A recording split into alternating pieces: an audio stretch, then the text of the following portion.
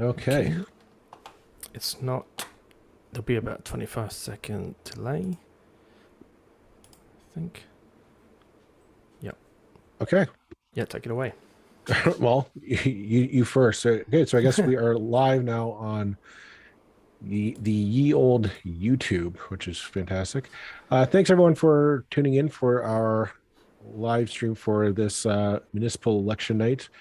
It's going to be a busy one. This one, I was telling everyone, this one's going to be a little bit different, mostly because the other election nights that we've done, we could just wait for time zones from the federal election, just start on the East Coast and wait for the time zones to move forward. And then at the provincial election, you just kind of do, riding by riding. This time we have kind of everything happening all at once. We're going to be jumping around the region, looking at the different municipalities and how the results are coming in as they're being reported. So bear with us, and hopefully this will not be too chaotic. But thanks everyone for joining us today. If you're enjoying the podcast, we love having you. We like to hear from you and hear what we're doing well, what we're not doing well, what we need improvement on. We listen to all of it, good and bad. Yeah, and we're just absolutely checking that the YouTube is using the stream that we want it to use, and the link that we set up. I'm not sure that it is. Oh no, there we go. Very good. Okay, thanks All everybody. right. It seems like things are working the way they're supposed to, and I don't know any other way to do this than to have a couple of minutes of us going, is it working? Is it working? Is it working? Yeah, this is it, folks. It's the two of us. There's no network of people behind the scenes. This is it. You are looking at the behind the scenes and the front of the scenes both at the same time. Yeah, and I mean, it looks as the voting should be stopped in most places, and actually that gives us an into a quick topic of discussion while we kind of wait for votes to start, for results to start coming in. And that is that some of the voting will be carrying on for quite a bit longer in at least one place in Ontario, and I think a few places, but in Hamilton, some of their polls didn't open on time this morning.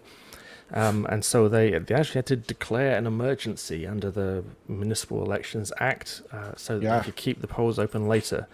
And it's been a bit of a catalogue of disasters in Hamilton. I mean, not just today, but just this whole election. That's something that we haven't actually had a chance to really talk about on the podcast. It's something that popped up, but the simple fact that the Hamilton city clerk's office has really, going to be delicate here. I think has really dropped the ball on professionalism and just getting and making sure that this election was flawless and just kind of the cogs move seamlessly along. It's not the case this election. I mean, what we had to start. Mail-in ballots were messed up, and I'm going to draw a blank on that one. Maybe you're more familiar with that one, Roland, as you live in Hamilton. Yeah, yeah. I but mean, it can actually we can talk about that for sure. Basically, the city sent out the mail-in ballots to people who requested them far too late. So late that they had a day or two to get those ballots signed and then back in the mail if they were actually going to get back to the city to be counted. Yep. And the time was so short that the city ended up saying, we actually recommend that you just take your ballot and drop it off at City Hall or one of the sort of Services Hamilton locations. And it's like, oh, seriously? That's you messed up, and you're gonna tell people to, rather than having this easier way to vote, which is the whole point. If you've got accessibility problems, or there's a whole host of reasons why you might want to mail in your ballot. You're gonna have to go down to City Hall or find a Service Hamilton location to drop off your ballot. I mean, it's really, that was failure number one. Polls not opening on time. I mean, okay, there are circumstances sometimes you can't escape, but that happened. They also managed to mail out a few hundred. I mean, I can't remember how many hundred it was, something like 800 personal private email addresses of That people who'd requested a mail-in that's a vote. major screw up. Like that in itself, that's a fireable offense. You know, like that is you open the city up to lawsuits, to breaches of privacy and whatnot. Like, right? If I was, and I'm sure there are many lawyers on that that email distribution list who are sitting there going, "Okay, I'm collecting my wares, and I'm going to go. Probably tomorrow. I imagine a few people are going to go down to the courtroom and just maybe file a grievance with the courts on this. It was a major screw up, and then that cap it off on election day itself to have a delay of an hour and a half almost is just really unforgivable in my honest opinion. Yeah, it is. There's also, I mean, this is less important to voters, but it's very important to candidates. The system that the candidates rely on so that they know who's voted.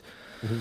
And you may think, hey, don't I have a secret ballot? How do they know that I voted? Well, you do have a secret ballot, but it's really helpful for candidates to know if someone who said, I will support you, has actually been to the polling place and voted or not. They don't know Mm-hmm. who you voted for, they just know that you voted or not. This is used in every election, and without it, you're really in trouble as someone. You're the E-Day chair or whatever, whoever's running your election day operation.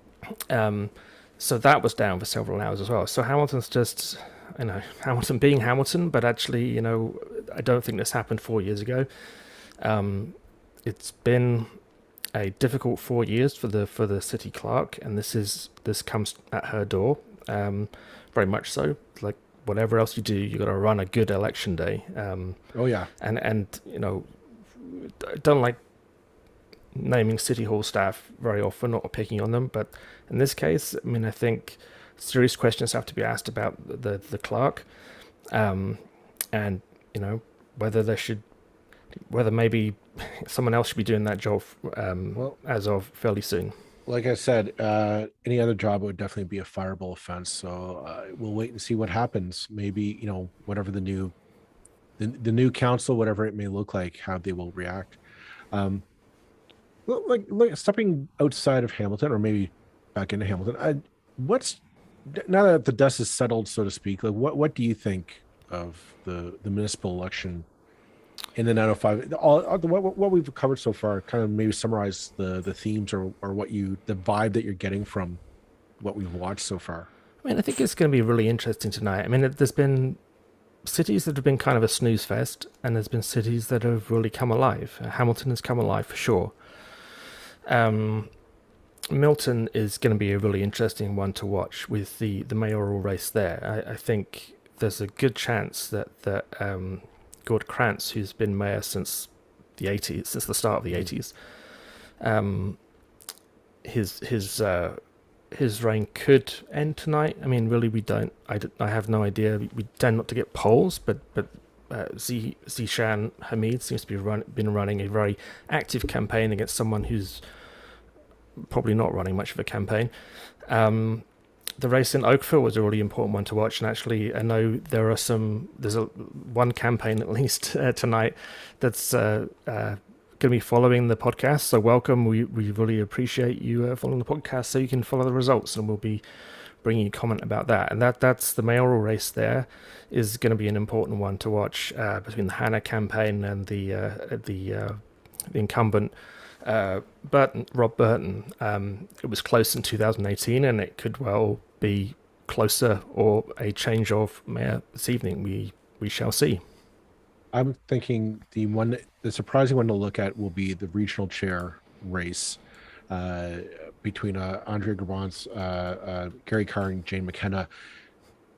Because this is the first time I've actually cared who wins the regional chair race. Like, there's an actual race happening here, and that normally doesn't happen, at least not in Halton. And with three kind of candidates of note, these aren't just there's always people that you say, okay, they haven't really made a name for themselves yet so far, but these are three individuals who have a record behind them, and that they are running on that record, essentially, all three of them. So I'm eager to see how that works out. Hamilton's definitely going to be one. The other one that I got an eye on, and I'll be honest, this is partly for selfish reasons, but I am going to looking at the Halton Catholic trustee election. That has been a race that's kind of been building for a year now. There's been, if you haven't been aware of what's going on there, but there's been a big contentious between essentially social conservative views and more progressive views in the grassroots level, and it's kind of, it's bubbled up to this election. These are two sides that are. I'm making it sound like it's a box match. I really don't want to sensationalize it, but it's the only way I know how to frame it is that both sides have been organizing and campaigning and getting their supporters mobilized and motivated, and there's a real effort there to swing this board one way or the other. How will it turn out? I honestly have no idea. So that's one I'm taking a look at. The other one that I thought was going to be. Sorry, were you going to add something? Well, I think it's just worth mentioning that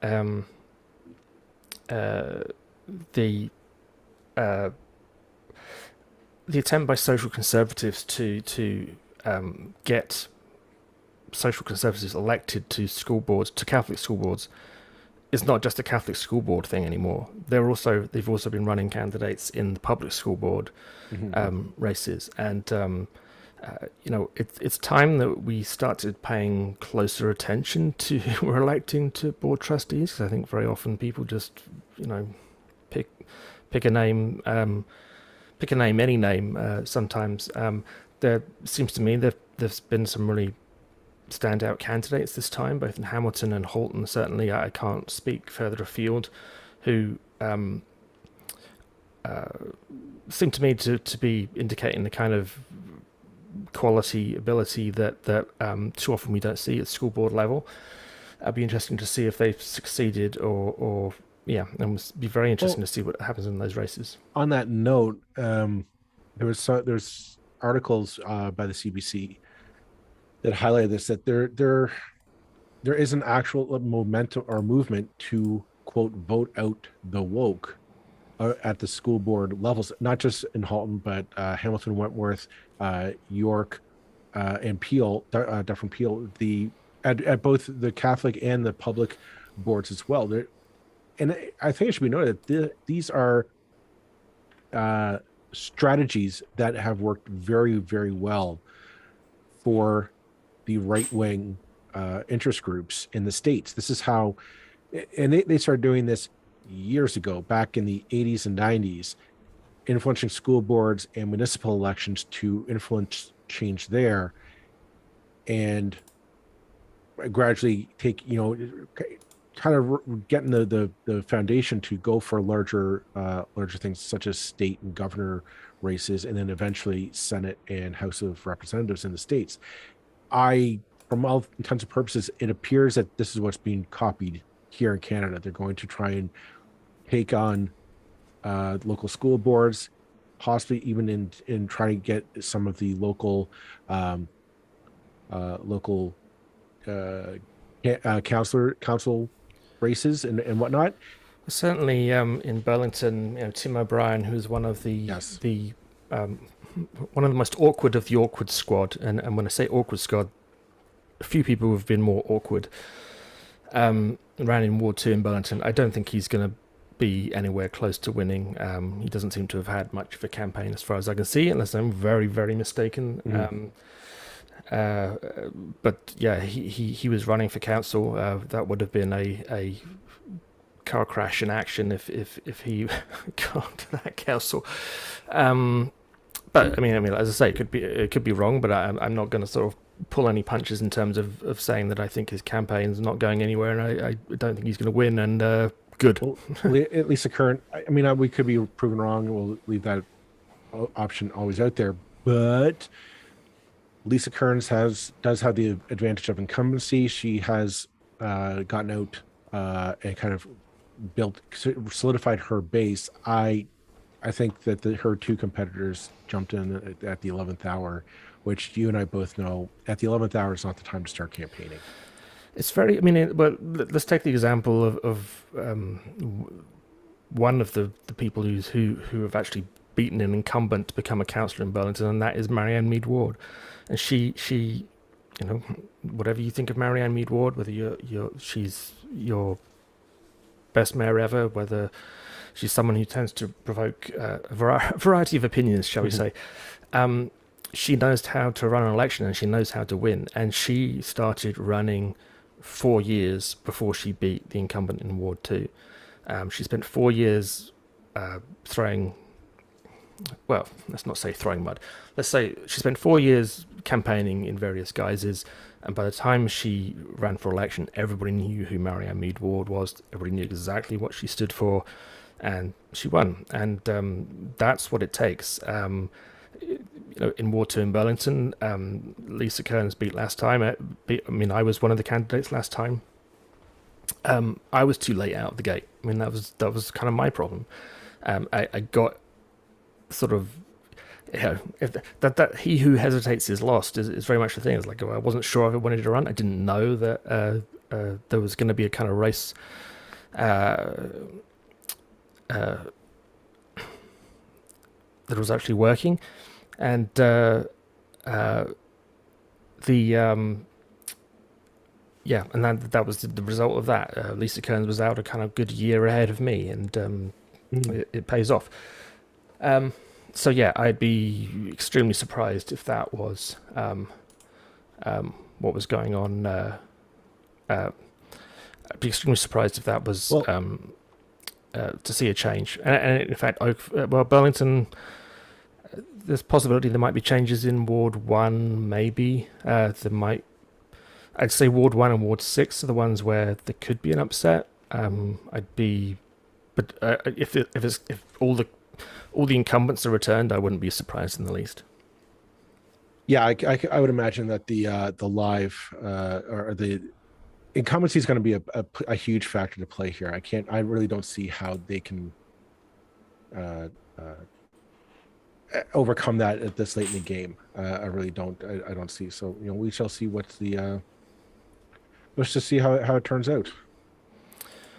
Yeah. As I say, we're just checking that our links are working. The stream is definitely up and running. We seem to have problems getting our URLs to use the correct URL when we do this. It happened last time, I think. But anyway, hopefully people find us.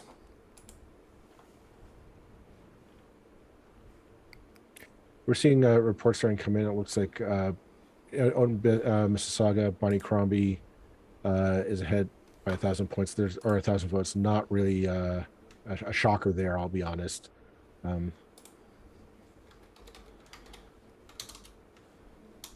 Yeah, I mean, I think there are races in Mississauga we will be watching. But I think the race to watch in Mississauga is probably the one with in Ron Starr's ward. After the scandal, I think it's fair to call it a scandal involving him and one of the other councillors. I think that would be the most likely place to see an upset. And then, of course, then we go to Brampton and Vaughan, where, well, the mayoral race in Vaughan is definitely, I think, up for grabs. It's going to be a new mayor, we know that. It's a matter of whether it's Stephen Del Duca, who threw his name into the ring pretty late in the day, or I need to remind myself of the name of the other candidate who is a long-standing councillor, and ironically seemed to be running on somewhat more of a kind of liberal progressive agenda than Stephen Del Duca was. I find it the one thing that I was a little shocked at was again, like the Andrew Horvath and the Stephen Del Duca is just jumping into the municipal ring again. I thought that was there's something just, I don't want to say disingenuous or frustrating, but it's just, it seemed, I'm trying to think of the right words to use on this one, but I always get a funny feeling when I see somebody jumping in without a clear reason why. And maybe it's just me, or maybe I'm overreacting, but that's that's my thoughts. I mean, it kind of summed up the summed up the problems with the last provincial election. That both those, both the party leaders of the opposition were kind of on their last shot. And you feel like already kind of one eye looking over their shoulder, thinking, well, maybe I can get into another race when this is all over. Think, well, that's not what you want going Right. into a provincial election. I mean, it was you. I mean, it's not unusual to happen. I mean, I know after the the wipeout of the Liberals in 2018, quite a few of those former ministers, I mean, there's Catherine McGarry in Guelph, as one that leaps to mind, but there are others, I believe, went into municipal government, and that's not necessarily a bad thing. But yeah, when it's the actual party leaders, it's another thing. It feels a bit odd. I mean, I have to say that the election in Hamilton, coming back to Hamilton, has got pretty heated. The as it does. I mean, and that's probably a good thing. Maybe some of the heat could have lived without. But the kind of accusations being thrown about both by candidates and volunteers. However, ultimately, you got to say Andrea Horwath is a substantial, serious candidate. Bob Patina is. I will give that to him too. And Keenan Loomis has proved that he is a substantial candidate too by what he's done during this campaign, which has come from being a name that very few people would have been able to pick out of a list, to be a front runner, one of the front runners in the race for mayor of Hamilton. And that's good. I mean, I think in the end we ended up with a mayoral race that the city deserved. You can certainly criticize any of those three and say there were things that they should have done and could have done Here we better. go. We've got I just refreshed the Burlington page and we have results. And okay, so Mayor Marianne Mead Ward is leading with 80% of the vote. Not surprised there. No surprise there. Region Ward 1 Councillor Kevin Galbraith is leading with 65% of the vote. Ward 2 Councillor Lisa Kearns is leading with 76.5% of the vote so far. Mm-hmm. Ward 3, Rory Nissan is leading again with 63%. Ward 4 Councillor Shauna Stolte is leading currently with 48% of the vote.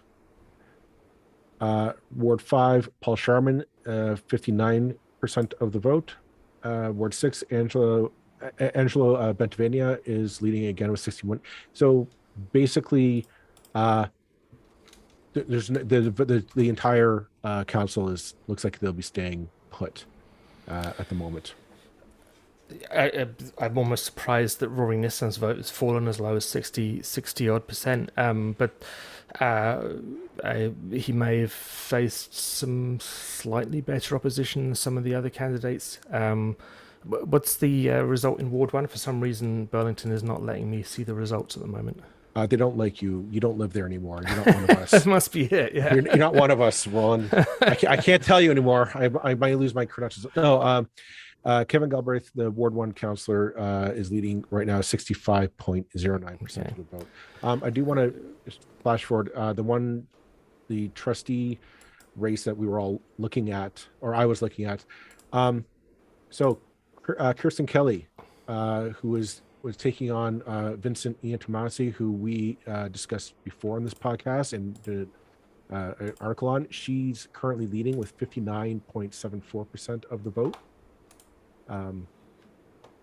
Same as Trish Nichols Powell is leading for wards 3 and 6 at 64.83% of the vote, and Brenda Agnew is leading with 64.97% of the vote so far. So it appears, in terms of the HCDSB, that the progressive side seems to have won, or is at least winning their seats in Burlington at the moment.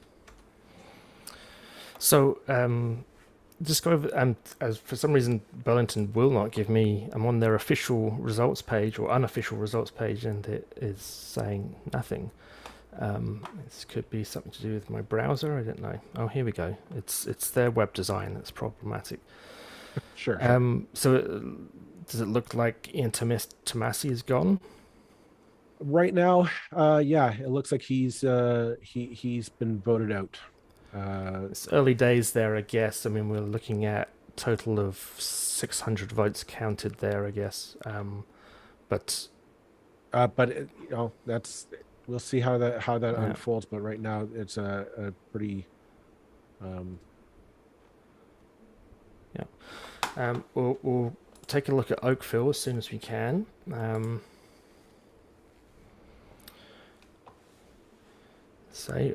Where we know that we have. Well, this is close, and it's with. Okay, we've only got 2 voting locations out of 45 in so far, but in the first 2 polls, Julia Hanna is ahead of Rob Burton at 48. Oh, it's just switched the other way. Just as I said that, it has now we have 7 voting locations, and Rob Burton is now in first. So that this could be one that goes backwards and forwards all night. It's it's very very close between Julia Hanna and Rob Burton. Um, that's going to be an interesting one. I think it's been.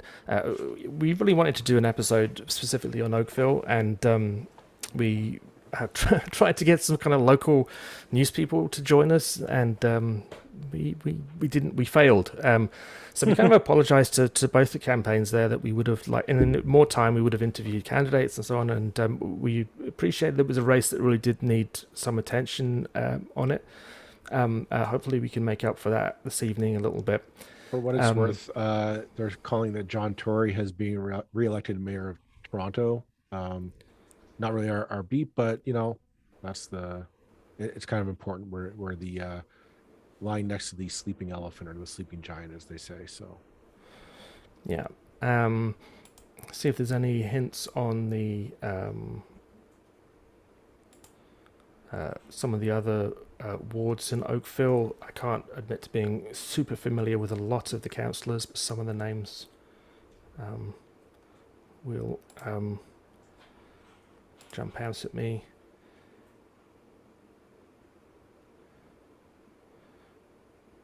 Yeah, I mean, basically in Oakville, it's a matter of a couple of hundred votes at the moment between the Hanna and Burton campaigns. I can get their website to work. Looks like Sean O'Meara will be elected again, although admittedly we're only dealing with a few votes at the moment. He's the town and regional council for Ward 2.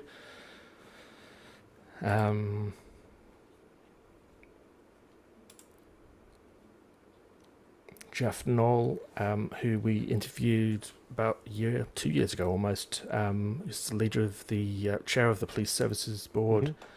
Looks like he'll be re-elected with 76% of the vote currently.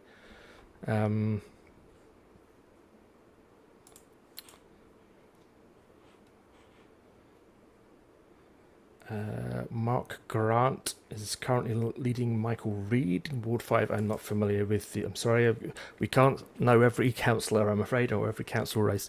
Can't really make much comment on that.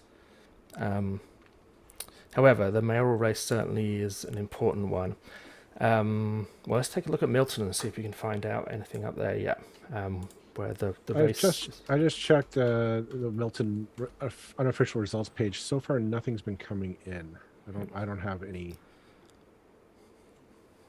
As I say, we're going to be dealing, folks, with at least another hour before we get much out of Hamilton, because of the delays that they've had. So we're not going to have any results there at all, even though most of the polls will be closed by now.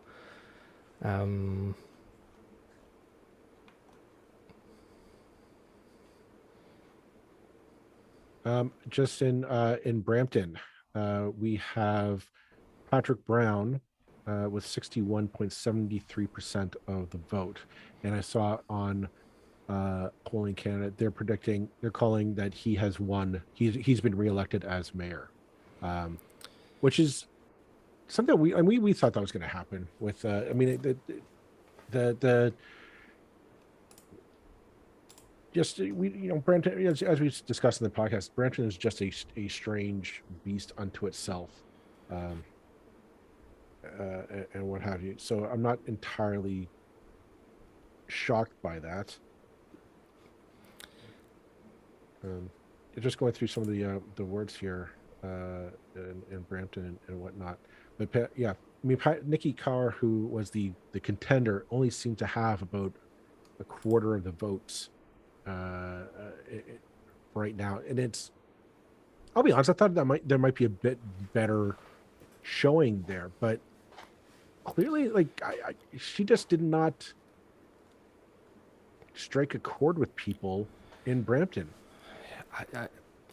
I'm not sure that striking a chord is what the elections are about up there. I mean, and I don't know enough, but it just seems to different rules apply. The behaviour of Patrick Brown, regardless of what he's done, that he's been officially retributed, told off for.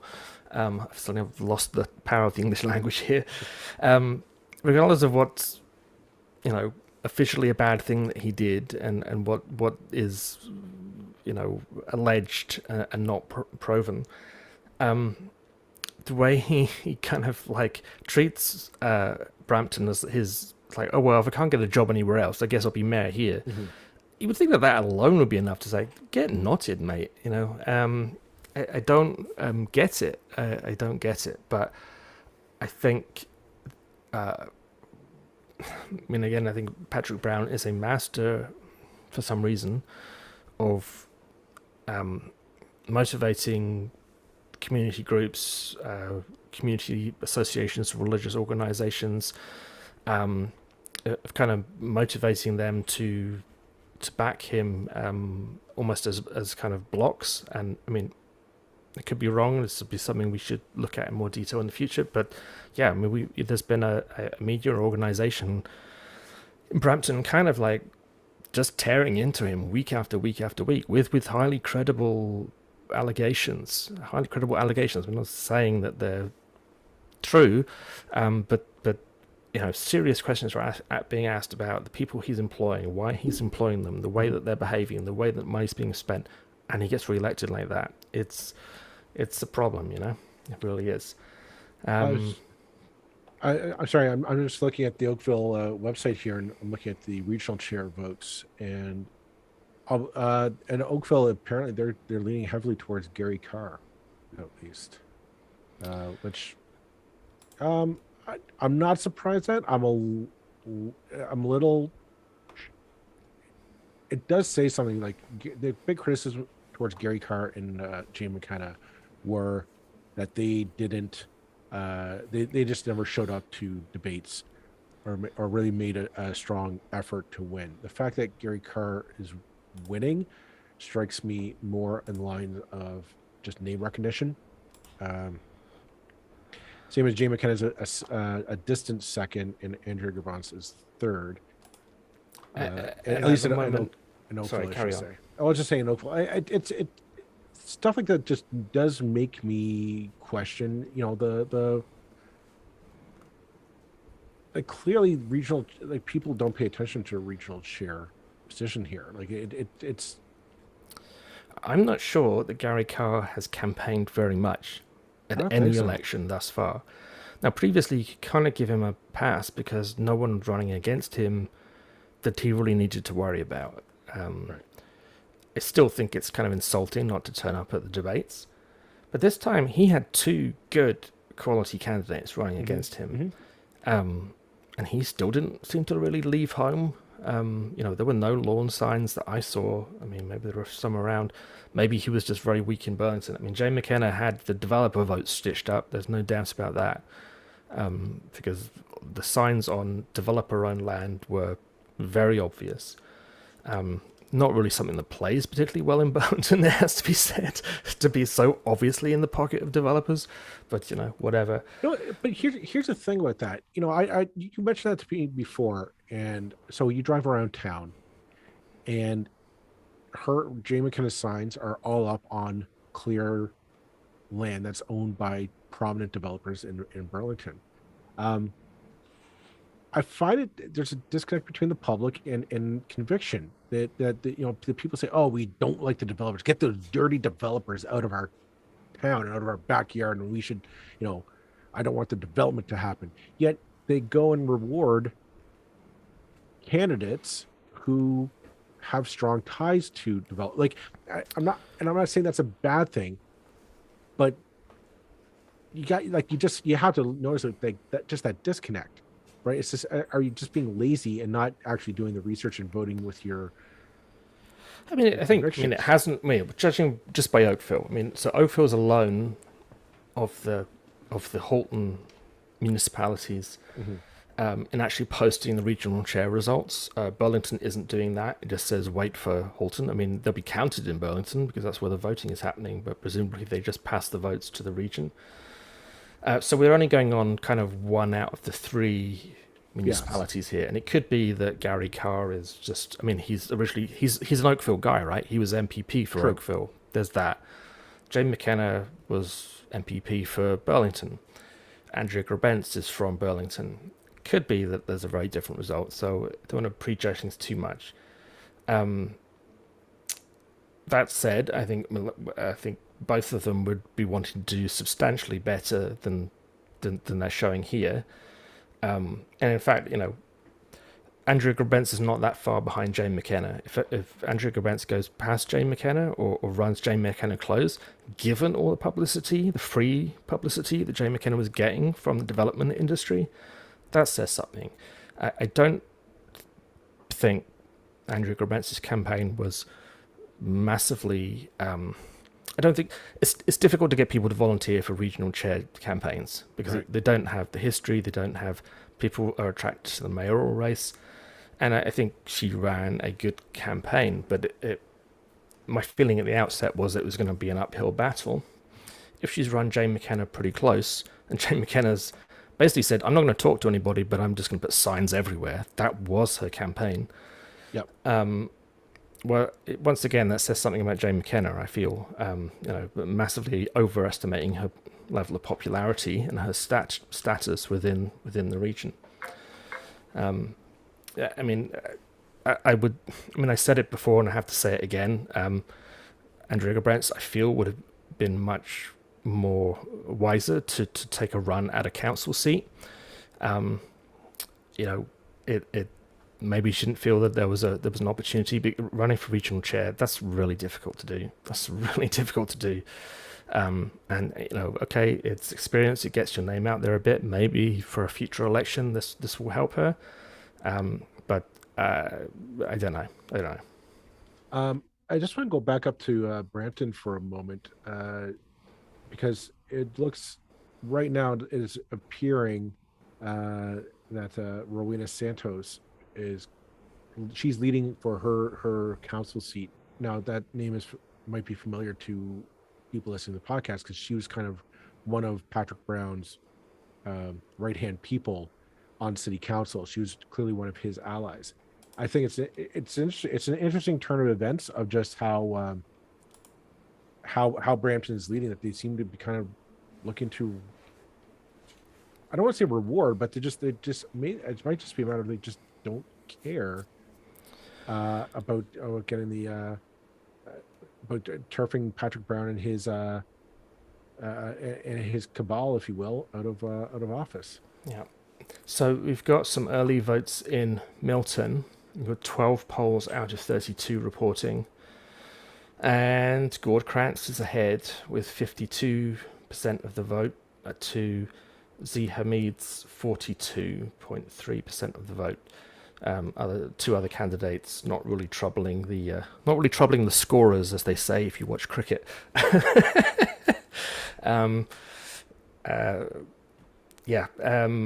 I mean, if it stays like that, that's certainly the closest anybody has come to unseating Gord Krantz in a very, very long time. I still think it's pretty depressing if that is how it ends. You know, I think it's depressing. I mean, I think it's time for Gord. Let's just not beat about the bush. I think Gord Krantz should retire gracefully after a long and very successful career. He is not a Hazel McCallion style firebrand. Let's put it that way. And I think Milton deserves someone who's bright, young, and can use an email account. That, yeah. I mean, that's just a sad state of affairs, right? That statement right there. That we wanted to have the Mayor Krantz onto this podcast. We couldn't reach him because he didn't have any social media and he didn't have an email for us to reach him at. I guess we could have called the mayor's office, but I don't. There's seems something wrong with calling the mayor's office to come in and Yeah, I mean, and we could have found his phone number and directly phoned his house. Like the phone number goes. Well, what I was led to believe is it was usually be answered by his wife, and that's fine. Not unusual for wives to be campaign volunteers. But kind of speaks to think. Again, I don't think Gord Krantz campaigned. Maybe had a bunch of people putting signs up. I don't know. I didn't get that impression. It's still. I wouldn't like to call it yet. It's 42% to 52%. And a provincial election, you probably would call it. There can be differences from ward to ward in a city like Milton, where I think maybe we can't call it quite yet. But I mean, Z Hamid has done well.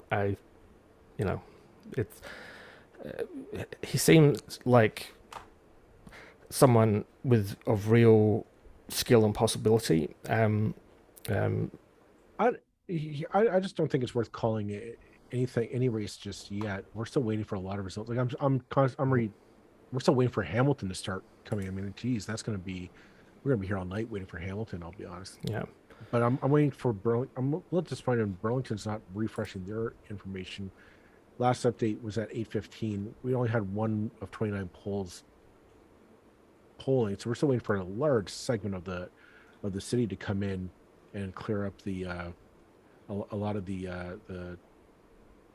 votes to come in. Yeah, this is part of the problem is the fact that these are municipalities. They don't have the sophistication to do quick returns. Well, I mean, someone was saying on Twitter, one of our frequent listeners, I believe, was saying, why do we let the cities do this? All do it in their own way, with the result that some cities screw it up royally. Hamilton. Hamilton. Every website is slightly different. The results come out at a different speed. They use different equipment to count the votes. Why do we do this? I know, again, people will get sick of me saying, when I ran, and this will become increasingly useless as experience as it recedes further and further into the past. But the way that the electoral roll is created in municipalities is it's created by it's not created by Elections Ontario. It's created by basically the people who decide how much your house is worth when assessing how much you should pay in tax. The people who do that also organise the electoral roll. That's coming to an end. It's actually one of the better things. If you want me to list things that the Ford government has done that are good, that's the one that I can always think of, because I do think it's a good thing. They are moving it to Elections Ontario. However, they didn't, even though they made that decision pretty soon after 2018, they couldn't get it done in time for 2022. So it will happen for the next election. The voters lists, as they are done currently, are garbage. and they're especially garbage if you rent. The number of people missed off voters lists in municipalities because they're just not picked up for one reason or another is appalling. Like entire buildings would get missed out in Burlington. However, hopefully that's coming to an end. But it's an issue that deserves some mention. Just going back to Oakville, I don't know if there's been any update there on that race. Doesn't I mean it certainly doesn't look like Burlington's going to throw up any real surprises. No, it when we're still only at uh, well, voting locations 21 out of 45 are reporting.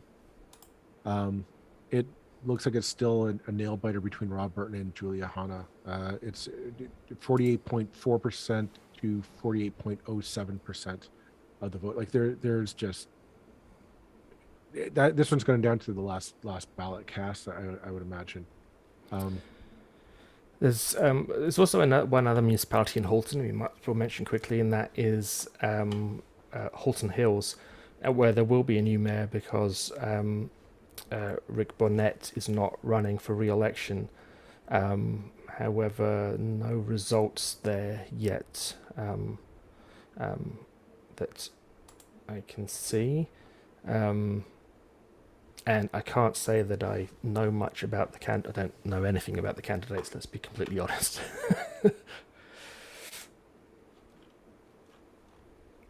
yeah, I'm just going to try and take a look at Mississauga's results. I'm not expecting The vote in Oakville is very, very close. So we've now got about half the polls in, and it is 48% to 48% with less than 100 votes between Rob Burton and Julia Hanna. So that is something.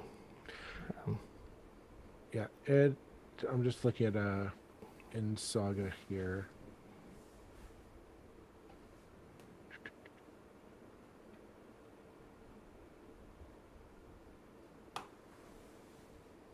Yeah, they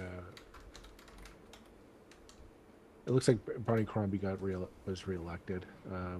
Again, no surprise there. Is there any indication of that council race?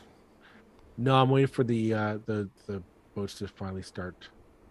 It looks like the Vaughan results have been delayed. It looks like they've been extending some voting. It is very close. No, they've got 24 of 133 polls reporting Sandra Young Racco is 38%, Stephen Del Duca 37%, and there is about 500 votes between them at the moment. So that is that one's going to go down to the wire as well. Certainly no slam dunk for Stephen Del Duca. I want to talk about Bonnie Crombie for just for a second because she's going to looks like she's going to become mayor again for a third term. We talked about her Mexit campaign bit, and I was honestly puzzled by that because usually when if you're a candidate and you bring up something like that, usually it's kind of you need a ace up the sleeve to kind of just draw the attention to you and make you sound like you're a candidate of real note. Bonnie Crombie was never in risk of losing the mayorship of Mississauga. Like she pretty much, I would say she'd have to like kick a baby down a football field to lose that race. So I was always puzzled as to why bring it up when it's just such a debatable and contentious. It could be a contentious issue. It's one of those things I've just been scratching my head at. I just never understood why bring it on into the election at all. It never made sense to me. I mean, both a symptom of the fact that she was in no real danger and a way to just stir up a little bit of excitement. I mean, yeah, I'm just looking at the votes here. With the reports in so far, 77% of city polls reporting Bonnie Crombie has 65,000 votes. No one else has crossed the 10,000 vote mark. In fact, no one else has more than, 6,000 votes is the next closest. So, that's 10% of 65,000 less than. So, yeah, I think she's just in that kind of nice position where she can say pretty much what she likes. I noticed Alvin Tedjo, who was a candidate for the Ontario Liberals actually looks like he's going to be elected in Ward 2. So Alvin Tedjo was a candidate, actually ran for the leadership of the Ontario Liberals, ran on a abolish the Catholic school boards ticket. Right. He has run in Ward 2, Mississauga, and it looks like he is fairly comfortably ahead at the moment. Chris Fonseca, who I think is an incumbent, correct me if I'm wrong, is well ahead with 5,000 votes. Carolyn Parrish, also an incumbent, I believe, winning comfortably 4,700 votes. Oh my goodness me. No, correction. Ron Starr looks like he is going to be well beaten by Joe Horneck in Ward 6. So Ron Starr is, I think we can call that one comfortably, is out and I think thoroughly deserved. Deepika Demerla, former MPP as well, comfortably winning her ward again.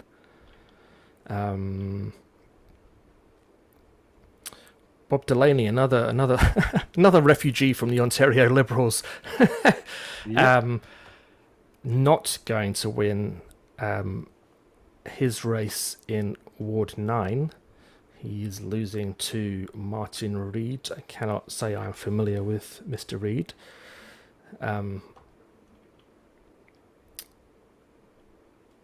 Sue McFadden, I have a feeling, was an incumbent, winning again. So I mean there's one change at least, and probably the most important change, the one that everybody was kind of following, is going to happen in Mississauga, and I think I think that's a good thing. I just want to come back to Halton. We have more. The Halton Regions finally updated their page. They've got their data from the rest of the municipalities. Well, everyone except for Halton Hills. I don't know what's taking Halton Hills a while to bring up their data, but right now Gary Carr is leading with 19,266 votes. Jay McKenna is second with 13,019, and then Andrea Bonds is a distant third at 7,505. Which again, that's a shame, because the third place finisher is the one who showed up to talk to people and discuss, which is telling in itself. I am going to say this: Burlington only has one poll reporting. I think I'm seeing more than that, Joel. I don't know. The Are you? website is not very good. I'm No, seeing it's not. Where are the you numbers seeing? I'm seeing are more than one poll. For Burlington? Yeah. Where are you looking? But Are their you... website is a bit of a mess. Okay, because I keep trying to update, and I'm only getting one. It says last updated at 8:15. Yes, Is that what you're seeing? I that's mean, what I I'm can't seeing. actually see because the page doesn't display properly. I can't actually see. Yeah, I don't think they. I don't think they got a whole. So there was something I do want to. Something I'm just noticing. I looked at Brampton, and I'm looking at Oakville and Milton. Turnout is only about 20%. Well, in Milton is about 20%. It's appearing right now so far with all the reported ballots. And that, in turnout in Oakville, about 19.17% So I was looking at that as well, and my judgment is that the turnout they're counting is a percentage of as a percentage of the whole city. So Yeah. if you've only got half the polls coming out, then 20% turnout could be quite good.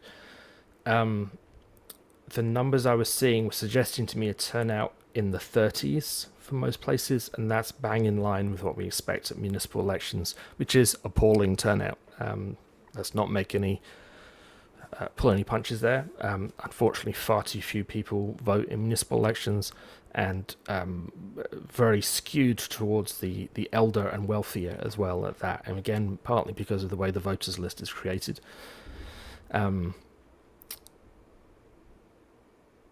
Yeah, it's. I guess what I'm getting here is that this is more the chore election. This isn't the elections that we're seeing. None of this has been really about a need for change or a need to shake up the status quo or send a message to anyone. This is pretty much just.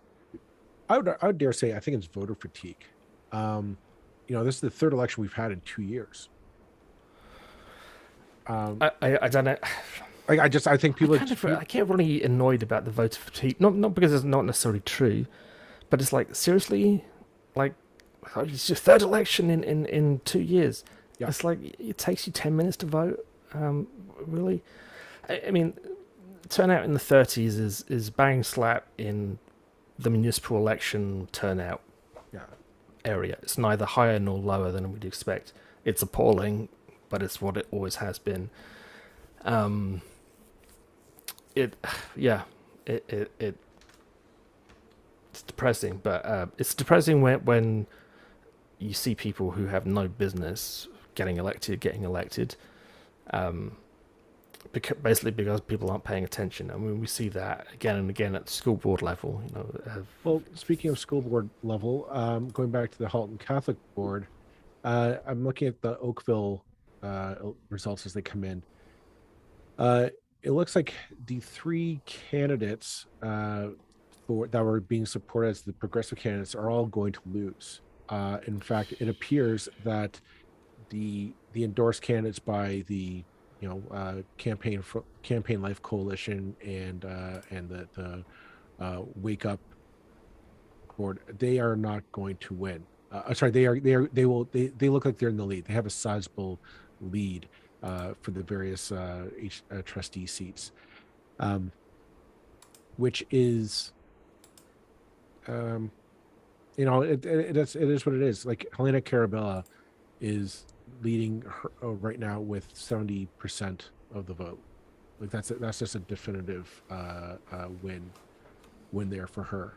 I don't know what happened necessarily, but it's it's definitely a trend that we're seeing. Again, there's deep-seated money that they're looking to take. They start at the trustee and then work on that to win over various other seats. Nobody pays attention to trustee seats. They really don't, which is a shame, because those school boards hold an a lot of power in terms of makeup of your neighborhoods, your tax dollars, and your housing value. Like the closer you live to a school, the greater the price of your house is going to be evaluated at. And people just don't seem to take that into account, despite the fact that this election everyone said housing and housing affordability were top of everyone's mind. They don't think about this stuff. I mean, I'll just mention also, I mean, the results in Burlington seem to be very out of date. However, in the public school board, not the Catholic school board, in Ward 3 and 6, the race is close between Xin Yi Zhang and Nathaniel Arfin. Now, Xin Yi Zhang was the endorsed candidate of the Campaign Life Alliance in the public, not thing though, and Xin ran in. He ran, I believe, in Ward 5, I believe it was Ward 5 in 2018. He was one of those candidates for council who seemed to be completely wasting their time, completely unqualified and unable. And here he is, like a bad penny, running for the school board, and when it was last updated, in the lead. and with the endorsement of the Campaign Life Alliance. And if he makes it onto a school board, Campaign Life Coalition. Campaign Life Coalition, yeah. If he were to win, I would consider that a travesty. There are 1, 2, 3, 4, 5, 6, 7 candidates running in that ward. Um, uh, it's ridiculous, but he probably had the money to do the leaflets. This is the kind of thing that you're dealing with. Now, he may not have sought out the endorsement. I know there are candidates saying that they got the endorsement who had no idea why and are pro-choice and the rest of it. So it's not necessarily like the websites were, but there is concerted effort by not just the right but the extreme right to infiltrate trustee races and to get either unqualified at the best, and I would put Xin Yi Zhang down as unqualified first and foremost, or just outright objectionable wreckers, as in the case of Tim O'Brien and Ian Tomasi. For some reason I cannot pronounce his name right. People who just destroy the trustee's ability to function efficiently for 4 years at the worst, and it shouldn't be allowed to go on like this. I mean, sure, it's democracy, but it's happening because one group of people are paying close attention to these races and seeing that they're soft targets, and the rest of us just aren't paying any attention at all. And these people are having a say in our children's education. It's a pretty poor state of affairs. Right now, up in Vaughan, Young Rocco has taken the lead at 38.5%, and Belducas drifted to second, 37.2. Quarter of all the polling stations reporting there, so that's going to be interesting. I think the race has narrowed somewhat in Milton. It is getting close in Milton. Gorkrantz is losing his lead. Now they only have about 3 more polls to count. Probably not enough. I doubt that's enough to tip it over, but it's definitely, again, it's one of those things that it's Gorkrantz. You're running on name recognition. People just say, kind of go in and say, "Oh, I'll just vote for Gorkrantz." Unfortunately, I mean, if the Julia Hanna camp is still watching, and we hope they are, time is running a little bit out. It's still very close. It's less than 1,000 votes between Julia Hanna and Rob Burton. But Burton has been ahead, apart from in that very first result. There's 2 polls left to come in. Looks like the turnout will be around that 30% mark again. It's not impossible. It's less than that. It's about 500 votes, maybe 600 votes between Burton and Hanna.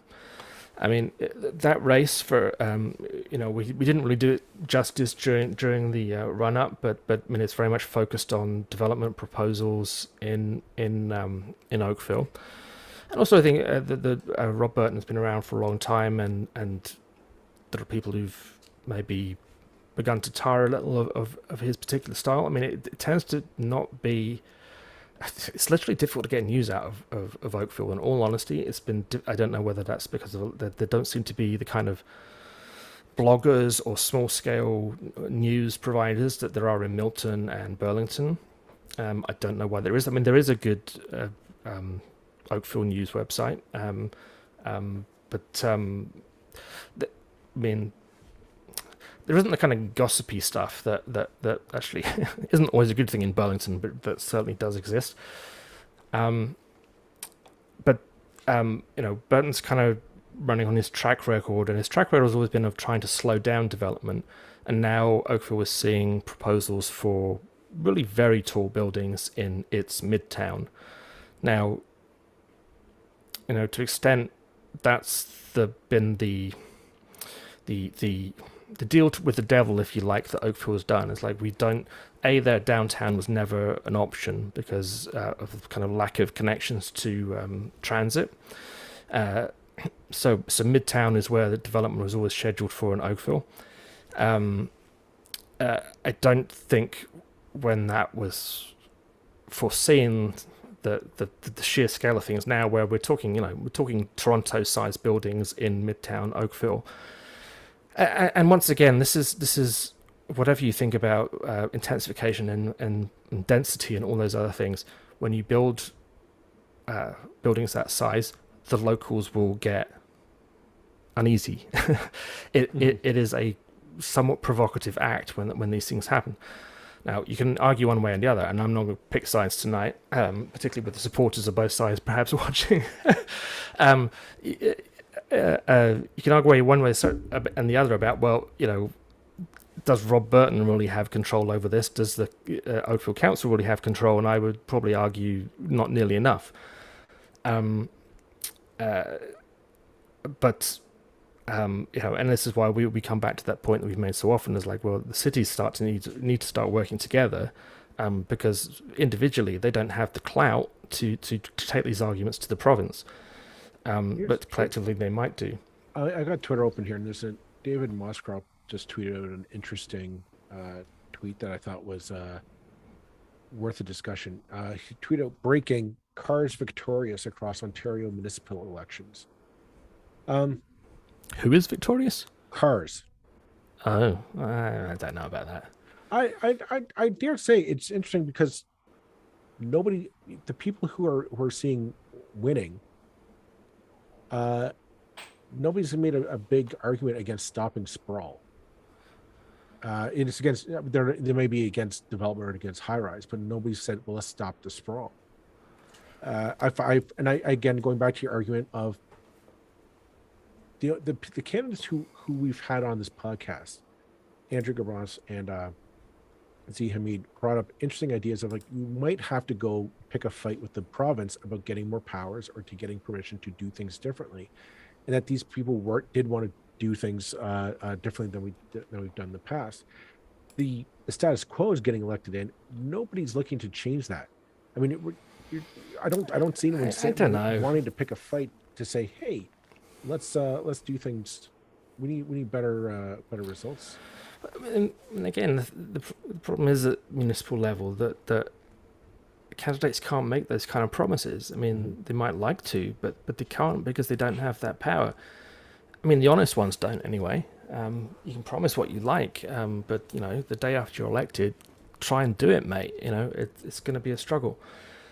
I would say in Burlington, Marianne Mead Ward just got re-elected. Now, whatever you may say about Marianne Mead Ward, okay, she can be a divisive character, but she was a more pro-transit mayor than the previous. Well, the new council was a much more pro-transit council than the one that went before. Okay, all those incumbents have been re-elected. I would call that COVID threw a literal cat amongst the pigeons. I don't know what a metaphor you want to use. COVID made it very difficult to make the kind of progress that Burlington wanted to make on transit, but some of the good things that happened, like there were trials of like free transit for seniors, talking about free transit for youth, some really interesting things going on there. And because of COVID and everybody staying at home, it's kind of difficult to see any progress there, They've all just been re-elected. Hamilton has just voted against, the old council voted against extending boundaries. The new council, I would be surprised if it isn't more in that direction of pro-intensification, anti-sprawl, pro-transit. I would think it'd be moving in that direction regardless of who wins tonight. Gord Krantz, I mean, when you see Gord Krantz re-elected, it's like, well, we're not going to get much change there. But again, Gord Krantz isn't really the kind of mayor who follows any agenda per se. I mean, the council does what the council does. The shame is that Z Hamid will be lost from the council table because he was running for mayor, and it's like, well, now we've lost a good guy, So I don't think it can be characterized that simply. I mean, and things just move so damn slowly at municipal level. it's frustrating how slow, and it's how frustrating how difficult it is to move incumbents. How very, for any city just to simply see the entire council re-elected suggests to me that it doesn't suggest to me that we have a good democratic system. So like Burlington, everybody re-elected for the second out of 3 elections, certainly. Well, we're waiting to find out. Burlington's still posting that it only has 1 out of 29 polls uh, listed. The last update was at 8:15. It's almost an hour ago. Something's gone wrong there. Well, that again, it goes back to our conversation at the start of this whole thing, is that this mismatch, hodgepodge, each person fend for themselves uh, approach to this is ridiculous. Like, there should be a standard way to report and get information out to people uh, in time. Like, this is just not this isn't the best way to do these things.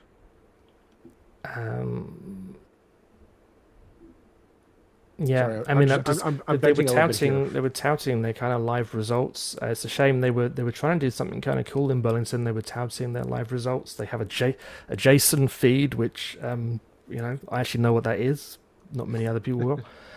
I'm looking at the JSON feed in case it was giving different results, but it's the same. So yeah, for some reason they're very, something's gone wrong with their results system. It seems. That said, I would be surprised, given the numbers that we're looking at, if anything changed there. Actually, that race for trustee in wards 3 and 6 could be, that's close. That's too close to call. I think that based on what I'm seeing from the other Halton race seats, I think the real change is going to be at the trustee level. I'm not convinced that the candidates in question are going to see a big. They're necessarily going to win. Right now, they're leading, but it's just one poll. We're seeing a lot of these campaign life coalition candidates pulling out victories. Right now in Milton, they're saying Marvin Duarte, who's the chair of the HCDSB, has been reelected to his spot as a trustee. So that's something. But the other seat up in Milton, it looks now like Emma Murphy, who was the other, again, a campaign life coalition supported trustee. She's handedly winning that seat with 50% voting for her. So Helena Carabella, who last week, was reprimanded. She's going to win easily in Oakville. Yeah. I'm not familiar with you with some of the names, but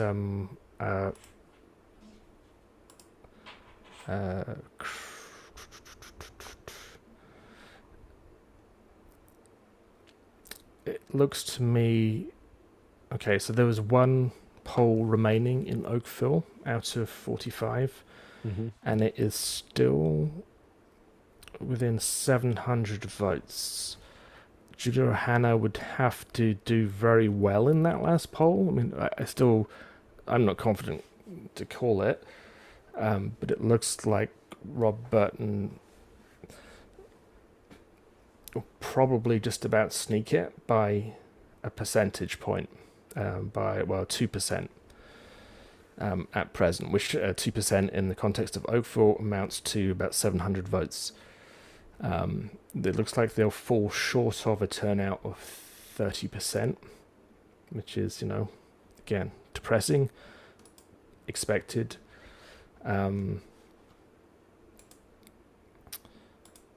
Several, at least one candidate in Oakville was acclaimed for council, which I always think is, two were acclaimed. Which is nope, 3. I mean, that says something about Oakville. How many of the Oh council yeah. seats are just acclaimed? I mean, it's just that shouldn't happen. Well, Just shouldn't happen. I should say we finally have results coming in from Halton Hills. So that's something. Right now, Ann Lawler's in the lead. 41.65% of the vote there. So that's that's something. Um, yeah, it's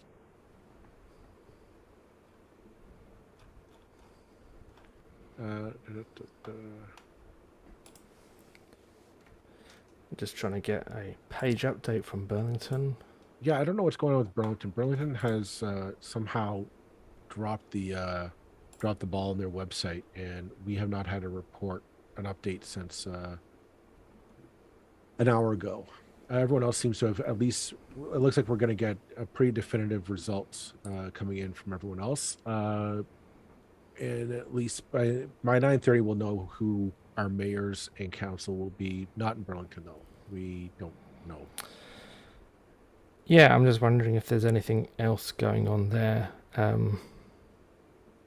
If anyone's watching this live stream and your web page is refreshing and you're able to tell us what's going on in Burlington, let Let us us know. know, Yeah.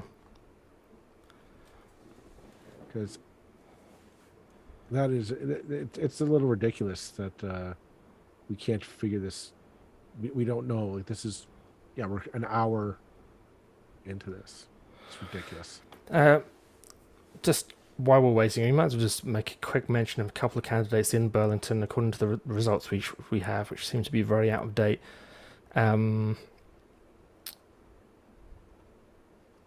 Lisa Kearns winning easily, Rory Nissan winning easily. Shauna Stolte had more people running against her, partly the product of the fact that she said for a while that she wasn't gonna run again, and then she did. And I have to kind of say with Shauna Stolte that she's kind of a friend. I mean, I kind of just have to admit that. We didn't speak about her at any point during this campaign, and it looks like, unless something extraordinary happens, it looks like she'll win handily, but not with the kind of majority that other councillors have. That there seem to be some candidates in that ward that were really going pretty hard. A former campaign manager of Rory Nissan, which shows you the kind of collegiality that council has, I guess. And also the fact that so Stolte was faced with a couple of reports to the integrity commissioner, and that may have had an effect, although I think it may have brought as many votes to her as it took away. Paul Sharman, another former guest, who we've spoken about quite a bit. As the years goes by, he seems to win more comfortably rather than less comfortably. His first election back in about, I don't know if it was before 2010 or after, he snuck it, but a couple of votes in an election where everybody got 1,000 votes each, yeah, it's pretty comfortable these days. Tim O'Brien, the former Catholic school board trustee, looks like he's going to, not really bother the count very much. Well, we don't know. The thing is, we don't know. I mean, we only have one of 29. I'm honestly puzzled by this. Why do we not have an update on the Burlington website? Yeah, you would think they would be at least saying what's going on if there's a delay. See if the city clerk is a frequent Twitterer. Let's see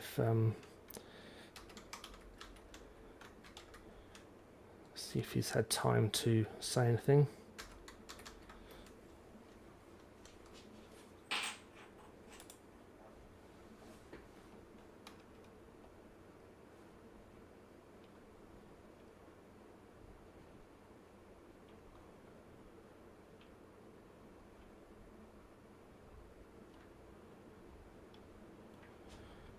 Give us a minute, folks. We're trying to track down what's going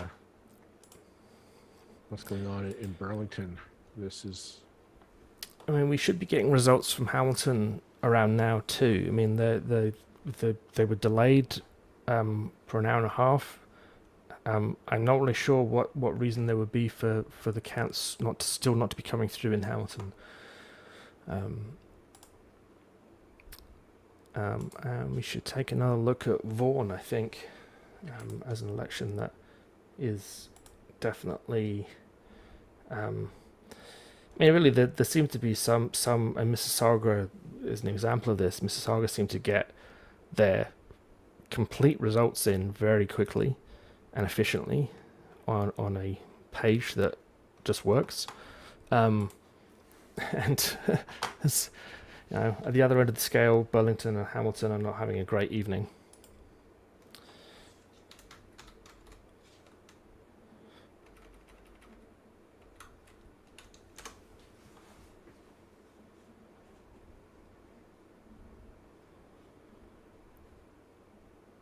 Okay, still early days in Vaughan.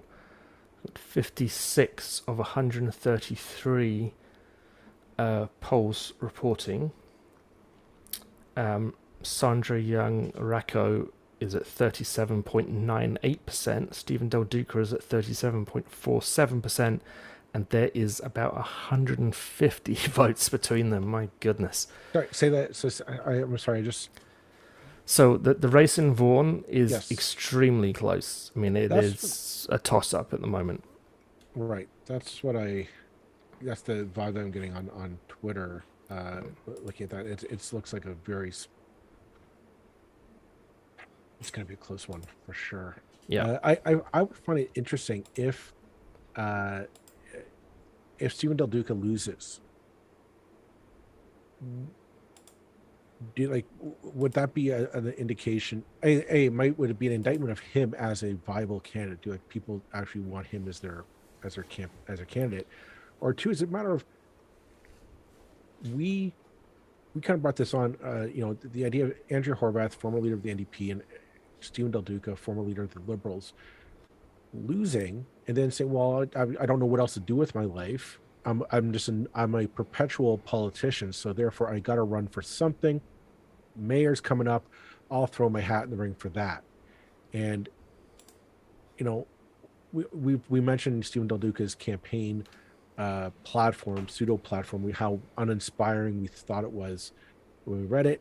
Andrea Horwath, we didn't really see any campaign platform of substance coming out of her campaign. Both seem to be running on a campaign of name recognition as opposed to an actual this is my vision. Part of me chalk it up to the fact that they were focusing on the provincial issues rather than municipal issues. So I'll give them credit for that. But again, just because you lost one job doesn't mean, well, I'm just going to throw my hats and just show up for this job and hopefully I'll get it. Yeah, I mean, I don't think being the leader of a party is a great preparation for a mayoral race, but I guess you wouldn't be running if you hadn't just had a bit of a rough go of it in a provincial race. Right. If you'd done well, you'd probably be looking either at being the premier or having another crack at the premier's race.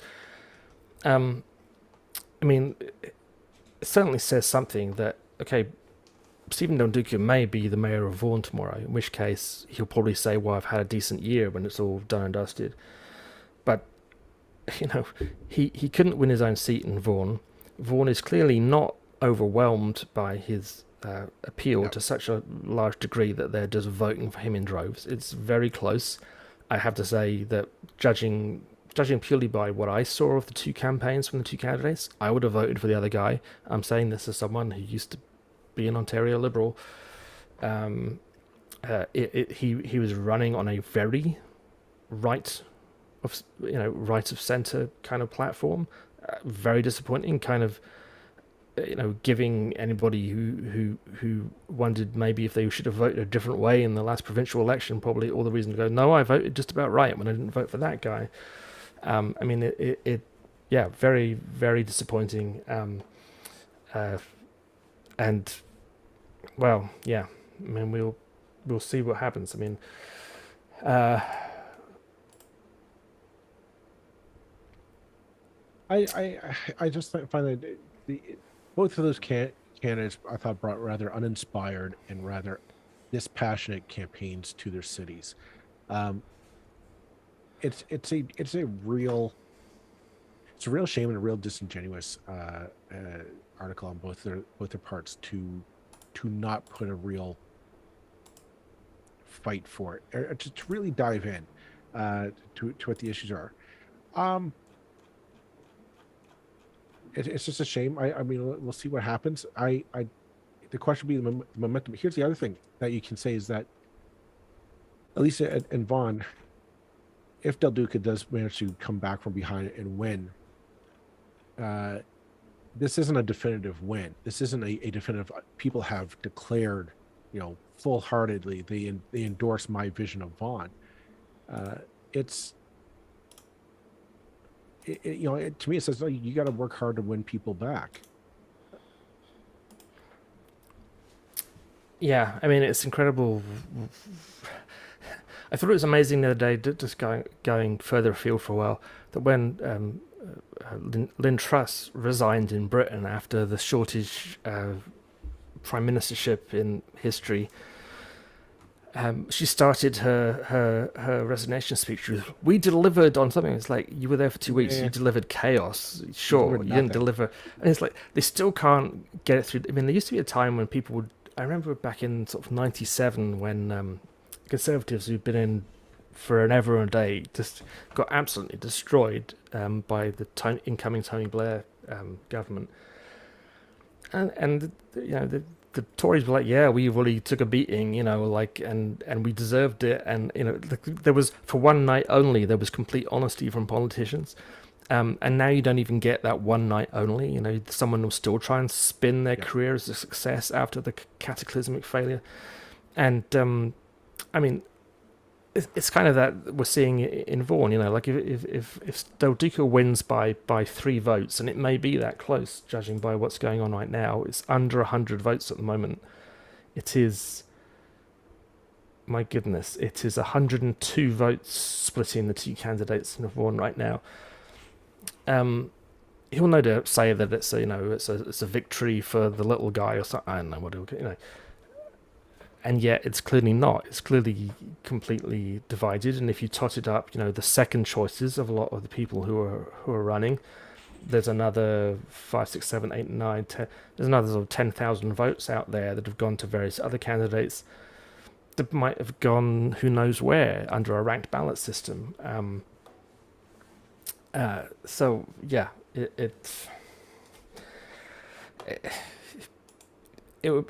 be nice if it would be nice if to have a little bit more honesty. We just got an update in Vaughn, and there's 0.05% difference between Sandra Young-Rao and Stephen Del Duca. Yeah, this might be the actual race to watch.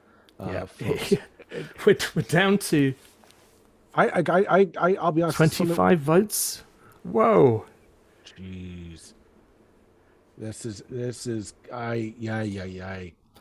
This could be recount country that we're getting into now. This is grounds for a recount. I mean, they only have 70 of 133 polls coming in so far, but yeah, it's right now. This is not looking like a clear slam dunk for either Sandra or Stephen.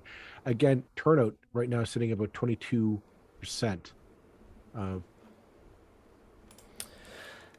Yeah, I'm going to make a guess that that's 22% with about half the polls in, which would actually give you a turnout of about 40%, which would be good, which would actually be very good for most cities.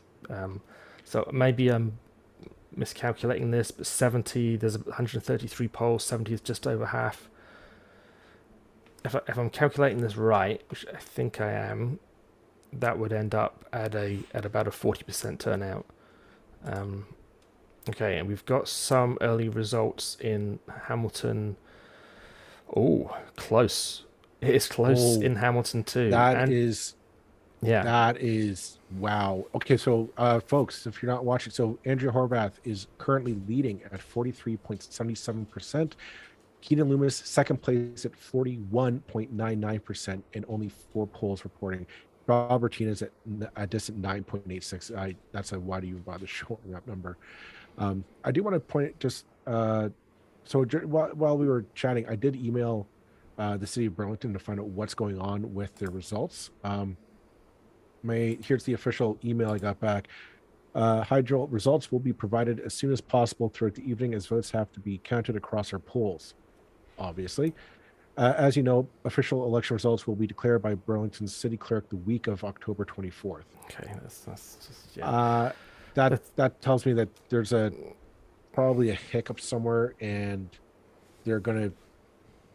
We might not know what happened in Burlington for later this week. I guess Okay. I don't know what that means. We'll take a look at some of the early results for the wards in Hamilton because there's some really interesting races there. Ward 1, Maureen Wilson is going to win handily. She's currently leading with 76%. No surprise there.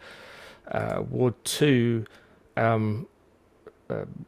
fight of the ages between Cameron and Kretsch, the former chair of the LGBTQ plus advisory committee, who was booted off that committee for ridiculous reasons by the city. He is currently leading Jason Farr, who's had a very bad year, by 52% to 28%. I mean, still early results, too early to call, but from these early numbers, Kretsch is going to win comfortably. No results showing in Ward 3 yet, or 4. Ward 5, a large number of candidates, I have to say, to not being very familiar with the candidates in Ward 5. Matt Francis is the current leader.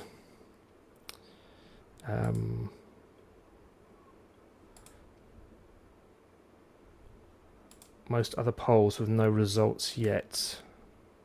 I would say if you go to Ward 14, Coach O'Dampty, who we had on the podcast last 2 weeks ago, is currently leading with 26.66% of the vote there.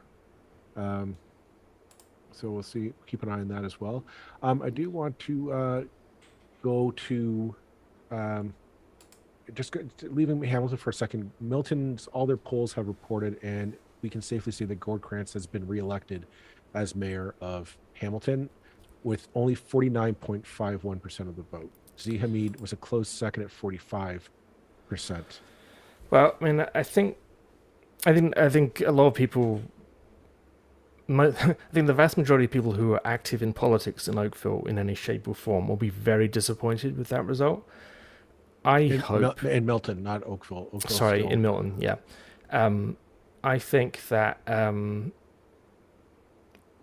think Z Hamid should be someone who stays in politics in whatever way, and I would personally like to see him running for, whether it's mayor again in 4 years, whether it's at other levels of government. This seems to me to be someone who can contribute, is my bias showing? I guess it probably is. Sorry.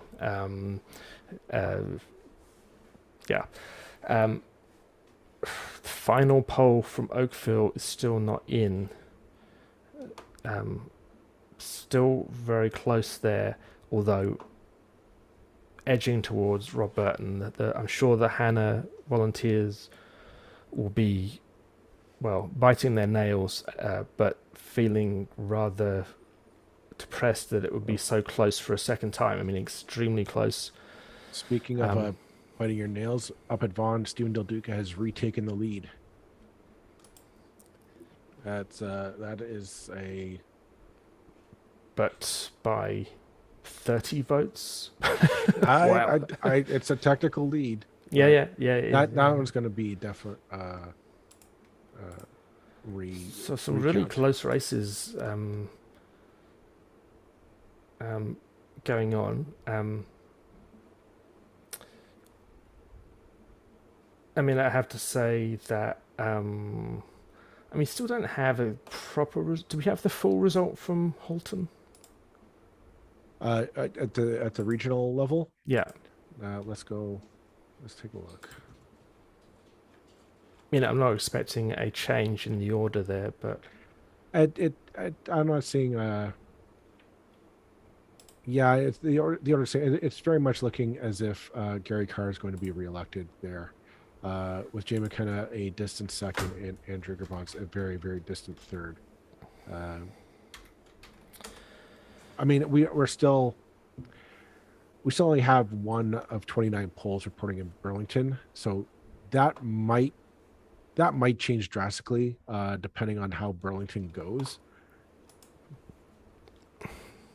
But I mean, like here's the thing: Milton and Oakville pretty much have all their polls reported. Halton Hills they've already got up to about just shy of half their polls elected finally or reported finally. Burlington's still stuck at one of 29. I mean, again, just memory from 4 years ago. 4 years ago, the results from Burlington came in just as fast as they're coming in from everywhere else. Within half an hour, I knew that I'd lost. Because I had all three polls in my ward had responded. Maybe not half an hour, maybe an hour. But so something is not right there with just one poll reporting. That makes no sense at all, and it's kind of rude of them to give you such a blow off of a response. To be honest, something is up. Oakville has all their polls in. Rob Burton has been reelected with 49.24% of the vote. Julia Hanna is a close second, 47.06%. Yeah, not probably close enough for a recount or anything like that. That doesn't seem very likely. I mean, hard fought race. It's gonna. I mean, those are the tough ones to lose when you're that close and you've been never underestimate the sheer amount of work that people put into election campaigns. People put their heart and souls into them, and when you come out on the wrong side of the result, it just gets harder the closer you are to winning. That's for sure. Well, you and I both worked on losing campaigns. I mean, I chaired one. You don't get how you put so much effort in it, and you really don't know how it's going until election day. You think you're doing well. You think you got a certain you're hearing good things at the door and all that, and then the day comes and you're not able to kind of push over that final hump, and it eats at you. But Juliana does not have a. She's gonna do the shoulda, woulda, coulda for the next 6 months, wondering, oh, I should have knocked on that door. I should talk to this person. I should have got this.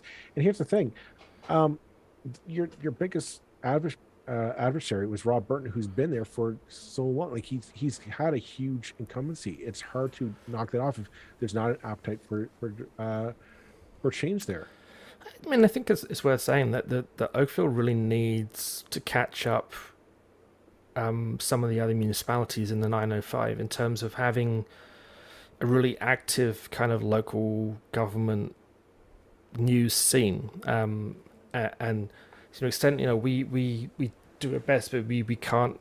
The two of us certainly are not experts in every aspect of every municipality in the 905. We really only go as far as Vaughan at the moment. We haven't talked about Markham or Richmond Hill. Yeah, we haven't even talked about those guys. And Oakville, we would very much like to see more coverage of. And I think when you want to, we're seeing, but to an extent, we're not seeing it in Burlington this election. But we saw it at the last election that there was a great deal of kind of engagement in local news, and that hasn't gone away. Even though this election in Burlington is not a particularly exciting one, the involvement is still there and it's healthy. For whatever reason, Oakville Council doesn't seem to grab a lot of headlines, and you may think that's a good thing or a bad thing, but for an incumbent, it's a fantastic thing, because it means no one's bitching. I don't believe that Oakville is immune to the things that other cities have, but it doesn't seem to get the coverage. Cameron Crutches just posted this on Twitter saying that, quote, I'm overjoyed to announce that I will be the next Ward 2 city councilor. This was a team effort over 2 campaigns. I couldn't have done this alone. Here's to better days ahead for all of us. More tomorrow. Love you. Hashtag ham aunt. Now I'm looking at the Hamilton website. There's the votes are still coming on. Maybe his scrutineers have done the math and they're able to make that statement. But right now, the official count, he is in the lead, 49.02% of the vote, and Jason Farr is a distant second at 34%. Another important race. I mean, Jason Farr, I mean, has been councillor for quite a long time. He ran in Stony Creek for the provincial Liberals and was destroyed. It's been a very bad year for him, and he was the not only the chair of the Hamilton Housing Commission, and excuse me, I'm getting the name wrong, but also the kind of poster boy for being as vile and unpleasant to people, to homeless people, during the COVID crisis. People living in tents in the city. Just I'm gonna say it as well on this one. Good riddance to Jason Farr, another Hamilton Liberal who deserves to go, along with Bob Brattina and the people behind Brattina. They there's a little clique of these guys who've just run in every election for ages, and they're getting, they're losing the successes that they had. Jason Farr was one of their guys, and he's gone. Good for Cameron Cretch. I think he'll be a good councillor. In Ward 3, Narinda Nan looks like is early days. Is only it's too early to really call, but she's at 53% to Walter Furland's 230. Walter Furland was certainly making a lot of noise. Had the endorsement of Jason Farr. It's unusual for an incumbent to go out against another incumbent, but Jason Farr did.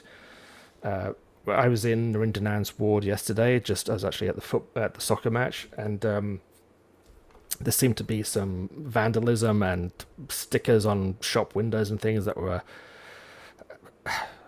Well, my assumption is that that there were racial overtones to that, as Narinda Nan being a visible minority.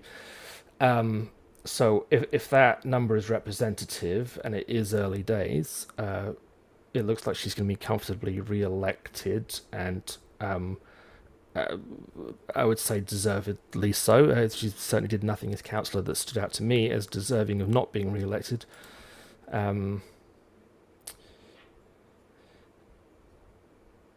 So certainly some of the other wards, not really terribly familiar with.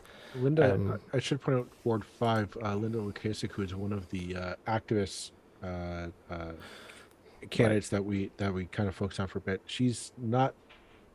It doesn't appear that she's in a position necessarily to win just yet. Where Matt Francis is leading that race at 30%.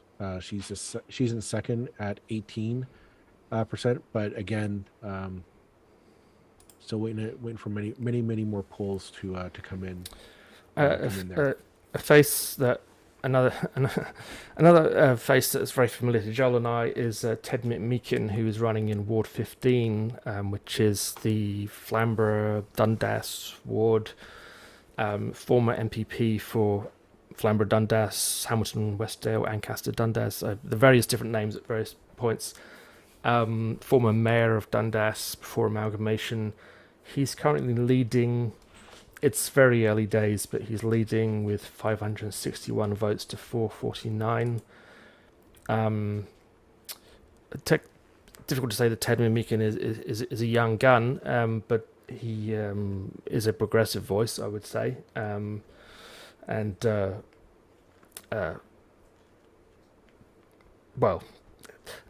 we'll just leave that one without any comment at the moment. But at the moment, he's in the lead. Mm-hmm. Yeah, we're still right now for the Hamilton mayor. I mean, Andrea Horvath is still leading that only by about 2%. Just about 400, just about 460 votes.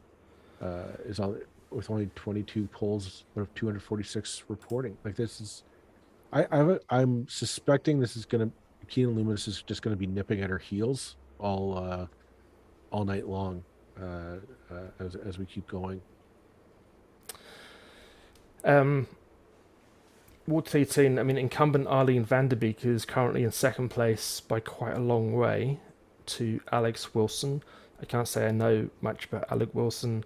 I believe he had the kind of union backing. Arlene Vanderbeek, not the most prominent member of Hamilton Council, not the most. I mean, difficult to compete with some of the people on that old council who aren't coming back, thankfully. But anyway, Alice Wilson looks like he might be the councillor. So it looks like there's going to be quite a bit of change, even in wards where, even in wards where it's not a matter of there definitely being change already because the incumbent is gone. Absolutely. It's what strikes me is I'm looking at this and I'm seeing like Bob Bertina is a very, very distant third in this, and And it looks like Maria Pearson is also currently in third place. That's another incumbent in Hamilton who is losing at present. Losing to Jeff Beattie. Ward 10, I believe, is Stony Creek. Don't hold me to that. Somewhat surprising there. Yeah, in third place behind Jeff Beattie and Louis Milojevic.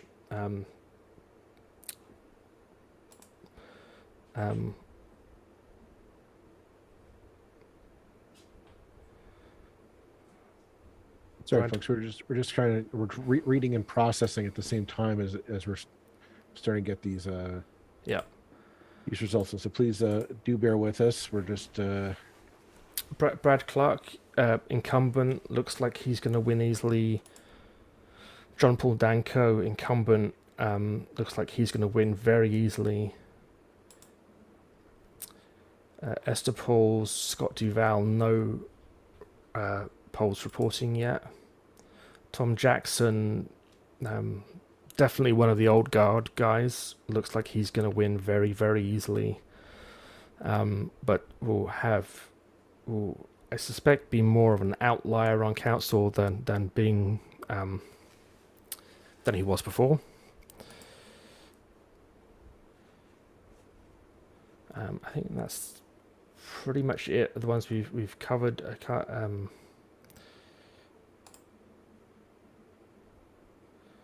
And a lot of these votes are really too early to make any clear judgment on. I am going to go back to the mayor's race because right now Andrew Horvath is leading by 0.1% of the vote. Wow. This is not a It's not over yet. this is not over by any stretch of the imagination. This is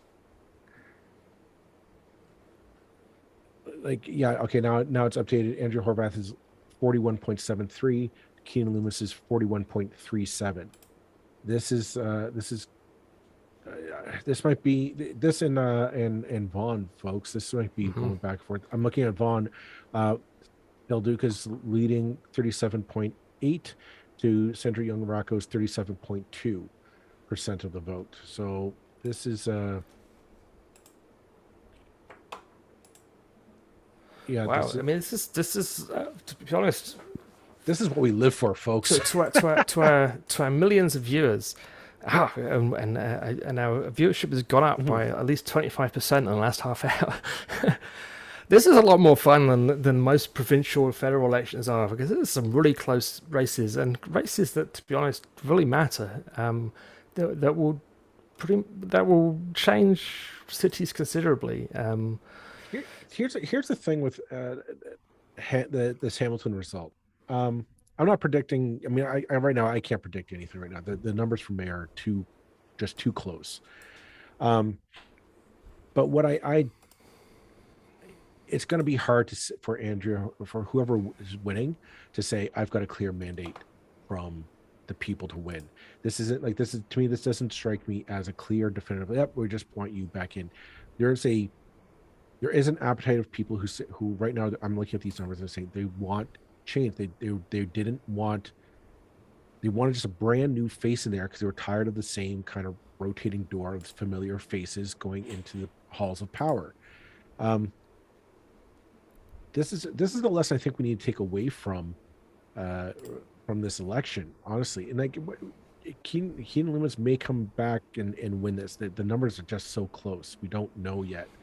Um, but he, like, whoever wins this is really going to have to do a gut check and just say, okay, I can't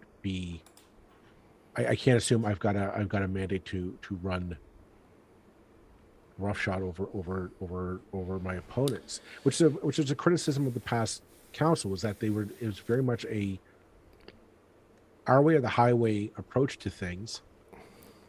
And I wouldn't necessarily say that of Fred Eisenberger, though. I mean, Fred Eisenberger was okay, the you know. I'll give you that, but the council as a whole, because here's the thing, right now, our councils are pretty much just a group of people in a room.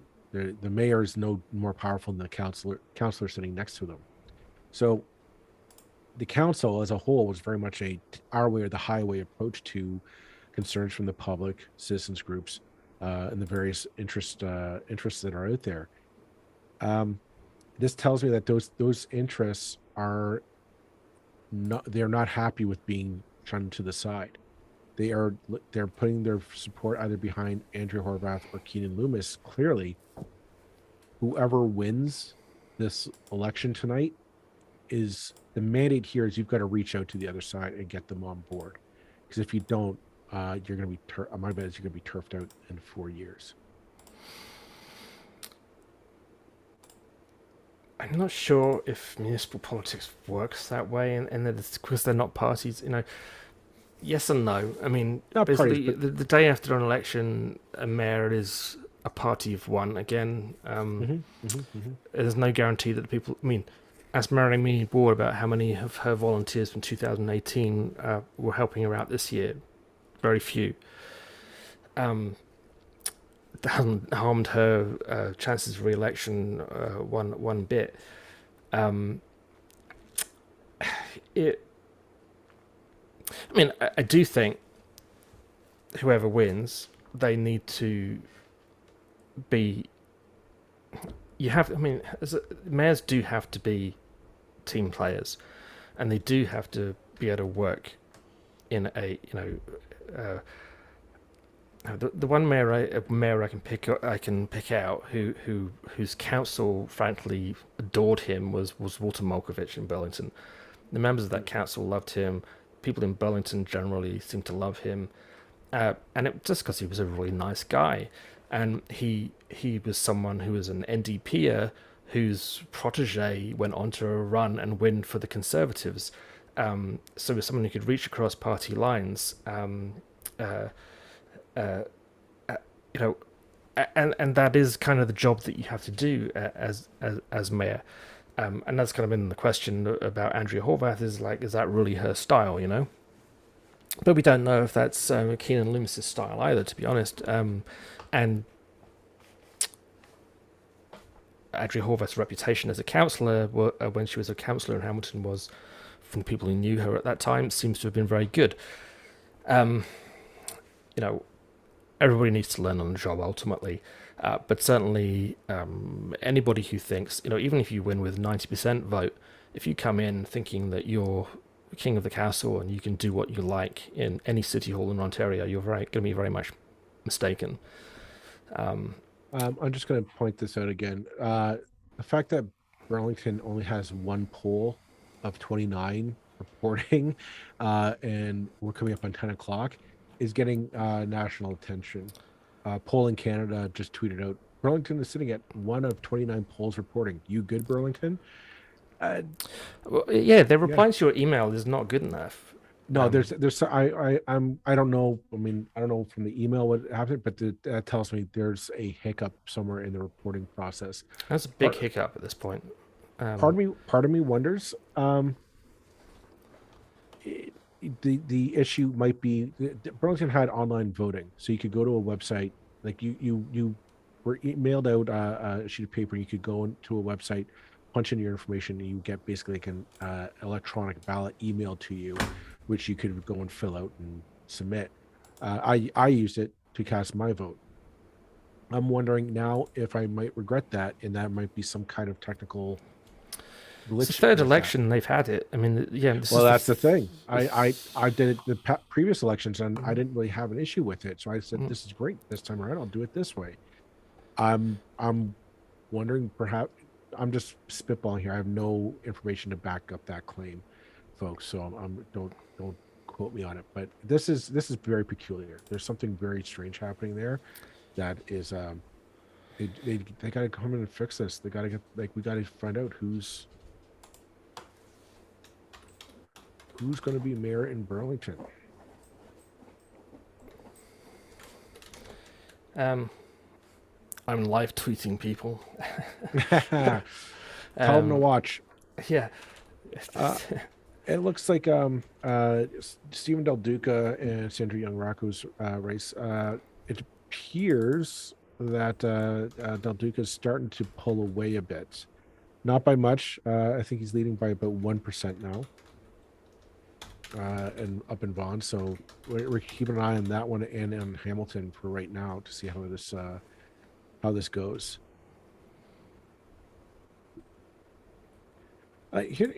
Here's a question. Like, let's. It's gonna be a while before I think we get all the results in necessarily. So let's take a step back. What looking at all the races across the 905 that we've seen, what's your take on it so far? What's the vibe that you're getting from the various municipalities that we're seeing so far? It's a good news, bad news election. I mean, I think Hamilton's election, regardless of who wins the mayoral race, is of a fundamentally different council. I think. I mean, some of the new names I frankly know nothing about, whether they'll be good, bad, or indifferent, but they'll be different, which is good. But there are some really good people who have been elected. The people who were worth keeping from the previous council have been kept. I think that's really positive, regardless of who the mayor is. It really is. The mayor is just one. That is honestly, I mean, who knows if it's going to stay that way with the kind of half-assed, make it up as you go, strong mayor system that the province is going to inflict on us. But Keenan Loomis just took the lead. Sorry? Keenan Loomis just took the lead in Hamilton. Goodness. Yeah, I mean that.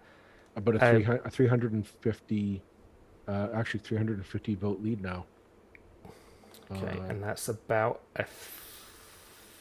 not even a third of the polls returned, though. Well, no, slightly more than that, maybe.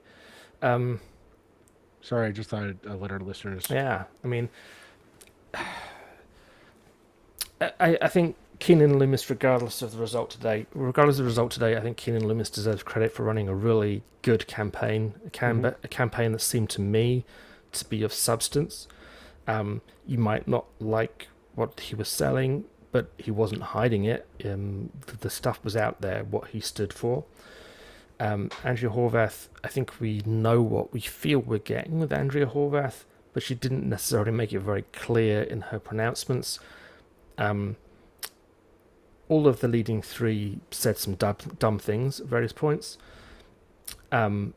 But I did feel that Andrea Horwath's, you're not from here kind of comment, and she didn't even kind of have the decency to acknowledge that having a go at her for that was a fair thing to have a go at her about. And and I feel as an immigrant, albeit the kind of immigrant who people don't object to,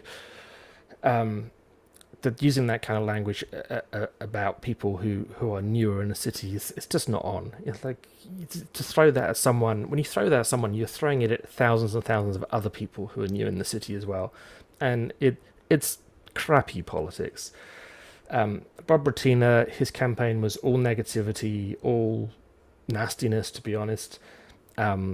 Once again, I mean, Vito Scro, front and center, were in the most recent sort of interview in the Spectator. Vito Scro, who lost 4 years ago, who ran on stopping LRT. Vito Scro, who's run provincially, who's run federally, who's lost and lost and lost and lost. The people around Vito Scro, who for some reason think they run the Liberal Party in Hamilton and yet deliver failure at every turn, have failed again. Maybe people in Hamilton should now wake up, and well, maybe the Liberals in Hamilton, if there's any of them left, should wake up, kick those assholes out of your party. They're not Liberals, they're Tories. Let them go and be members of the Tory party if they want to be. They will be distraught and upset if they see Ted McMeekin winning, because Ted McMeekin is actually progressive. They hate Ted McMeekin. If he's won in Ward 15, Vito Scro will be hopping mad. That's the kind of progressive liberals we're dealing with over there. And by the look of it, Ted will win fairly comfortably. Not completely comfortably, but it looks like he's going to win. That bunch of morons behind the Bratina camp need to look at the evidence of their electoral careers. I haven't won anything either. Who the hell am I to talk? But I would say if I'd lost as many elections as those idiots have lost, I would quit and go and do something else with my time. And they'll be doing the city of Hamilton a favour if they do that. Well, I I'm looking at the results here, and I say the results speak for themselves. I mean, they can keep doing what they want to do. Bob Bertina is nowhere near going to be able to win this thing. There's no path forward for him to win. He's done. No, he's done. I do find it's interesting that Keenan Loomis, though, his lead is growing. He's now about not quite 1,000 a vote lead now, but it's creeping up there. He's ahead by 1% or 2%. My math isn't good enough to work that out. He's all right, by about 1%, just under 1%, and whatnot. The other place I would go to is back up to Vaughan. Stephen Del Duca is extending his lead over Sandra Young or Racco by almost two. I would say probably about a good percentage, maybe 2% and a half. But yeah, that lead is steadily growing as well. It's too early to call, but it's not looking good for Sandra Young Racco, I think. That's right. I'd probably say. I think that's a shame. I think Stephen Del Duca ran a crappy campaign with a bunch of conservative policies. Sandra Young Racco is running on the kind of policies that Stephen Del Duca championed as transportation minister for about a decade. For goodness sake. But looks like he's going to be rewarded for that. I know. There you go. I think that's a shame. It's and Burlington can't count. I don't know what else to say about them. I mean, it's an embarrassment now. So the city clerks in Hamilton and Burlington, and the city clerk in Burlington seems to attract a certain amount of criticism.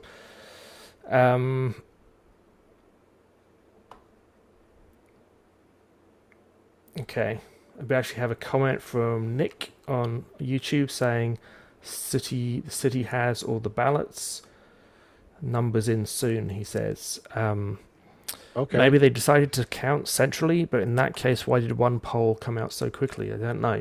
It's different from how it was done before. I wonder if that might have been the online ballots. Maybe right. That could make sense. If maybe those were the online ballots, that would make sense of who. Okay. So we will see how that would unfold. Okay, well, maybe they've decided to count everything centrally. I don't know why they would do that. It's not how things are done at other elections. It's something I'm used to from the UK, where results take about What 4 hours to come out. if you go cast your ballot in person, they have the Scantron sheets, right, where you put into the scanner. So the idea is the doors close, you hit tabulate, and you get a printout of candidate A, B, C, and D. How many you got, and then you're supposed to call into the city clerk's office, and they tabulate everything up in the end. I Something happened here, and I think that it's worth. I'm hoping that there's a official statement put out soon uh, uh, to explain what the holdup is, because the risk is you start undermining the legitimacy of the election if this goes on too long. Like what exactly is the holdup um, for this? Friend of the podcast, Shannon Gillies, has said she thinks the abacus must be broken. Yeah, that's what it looks like. It's not an abacus, Shannon. It's the hamster. The hamster is trying to fall off the wheel. Get your stories right. The hamster runs the abacus. Get your facts straight, Shannon. We're trying to do serious journalism here. I kid. Well,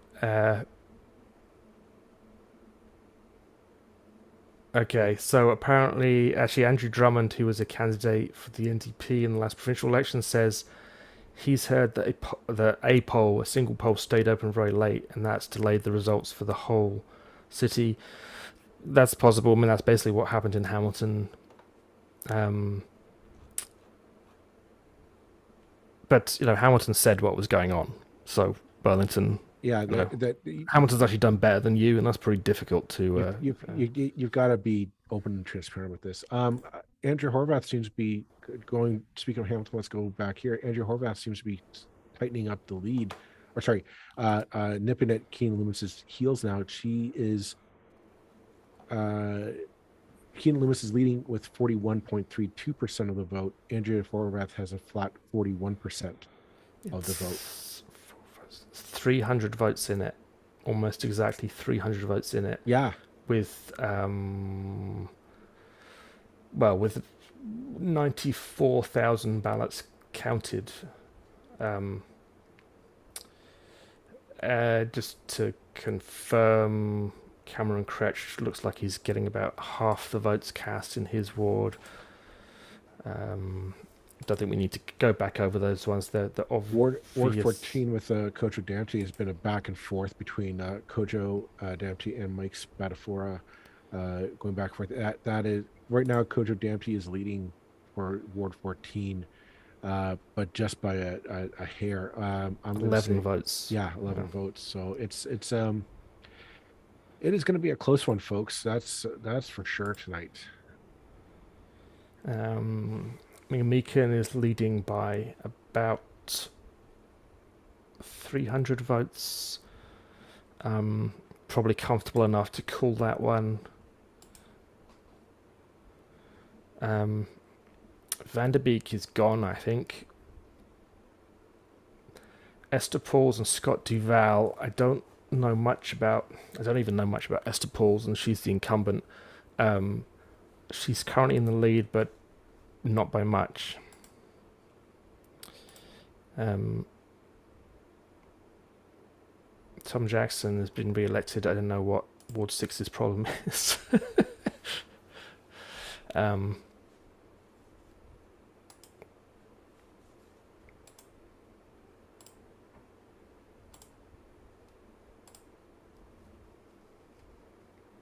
And I think we can confidently say that Maria Pearson is gone as well.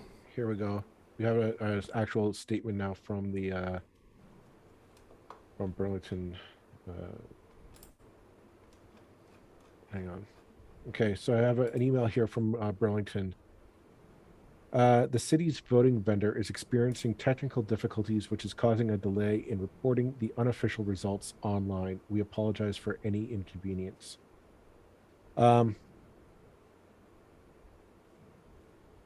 So yeah, the company, I guess that they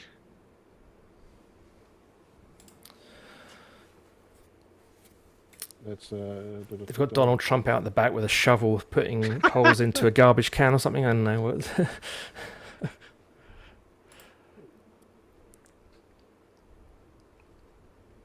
I'm just asking if this will be remedied by tonight.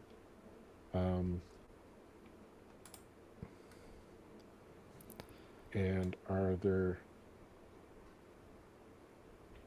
is there any worries about the integrity of the vote? You're hearing journalism in real time, folks. I shouldn't laugh. We're real journalists. We're grown ups. Well, Hey, but we're more grown up than some people. I got to mention. I'm wondering if she's listening to us as we're chatting. Oh, 429. Well, hey, literally, I think we should put that out on our Twitter as well. So 4 of 29 votes are in. We're looking here, not really seeing a huge change here so far. Okay, so they've got Nothing changed from last time. I mean, I'm not really expecting any change. Is there any race that's even close? The only race I would consider would be a real in Burlington that I would be I'd want to know I'd be taking an eye on would be for Ward 4 with Shauna Stolte, only because she has she declared her intentions rather late in the game to rerun, and Olivia Duke has been quite fierce on campaigning in that ward, so that I'd be curious about. It's looking like with Stolte has 2,000 votes. It is looking like she's going to have a decent lead. Yeah, I think Ward 4 might actually have more results in than some of the other wards. There seem to be a few candidates really going quite hard after Shauna Stolte. Olivia Duke seemed to have the developers' support as well, in that her signs seem to be on private land quite often, although there were quite a lot of signs on private land. I don't know. I haven't been speaking to Shauna Stolte. I have no inside knowledge at all. They're all on like your strip mall plaza. Yeah. A lot of developer land that seem to be where they are. So. Again, kind of too early to really say anything, but Xin Yi Zhang is ahead still in the Halton trustee race in wards 3 and 6 in Burlington. I'm only mentioning that because I can't quite believe that anybody would elect that candidate to anything. Well, here's the problem: is you have 1, 2, 3, 4, 5, 6, 7 candidates in that ward. That Xin Yijiang is leading with 21.84% of the vote. The close second place is 19.16%, followed by 8.17, then followed by 18.17, then 18.06. What you're getting is a vote split there. You're getting is the trustee that this person is coming up the middle, because it's what happened in 2018 with me. You had 14 people running for 3 seats. It's not that hard to win that way, and that's what's happening here with trustee ward 3 and 6. Yep. Going back to Hamilton. Update, folks. Andrea Horvath has retaken the lead. She's leading the election or the vote with just 0.24% of the vote. So again, not a sizable lead, but it's a lead nonetheless. I suspect we're going to see a lot more of this back and forth for the next little bit. Yeah, certainly too close to call. As is the race in Ward 14, Kojay Damptey and Mike Spadafora. Ted Mimikin, I think, has safely won that one. Um, Craig Cassar, who I know nothing about, um, seems to be winning in his ward, which is Ward 12, which is a no incumbent race. He has almost 40% of the vote. Um, I cannot say that I know any of the candidates there. Um, I'm going to say Linda Lukasik in Ward 5 is a distant second with 16.36% of the vote there. Matt Francis is leading with 43.84%. I'm not sure where she's going to make that up to eke that out. But I'm looking at that race, and again, it's the same issue of you have 11 candidates running for one seat. The odds are stacked against you. Necessarily. I mean, it can become I don't know. a real sort of circus at that point, and Yeah, and a toss up as to who wins. I mean, it it's happened in hard to, Burlington in Ward 1 as well last time, and that's kind of how Kelvin Galbraith kind of won right. because no one else did. You know, I mean, but there were some really good candidates running, but there was just too many people really. Um, Looks like Alex Johnson, who is one of the trustees, is who was involved in the kind of racism allegations in Hamilton Wentworth School Board, is out. Looks like Eric. Well, it's too close to call really, but someone else looks like they're going to win there.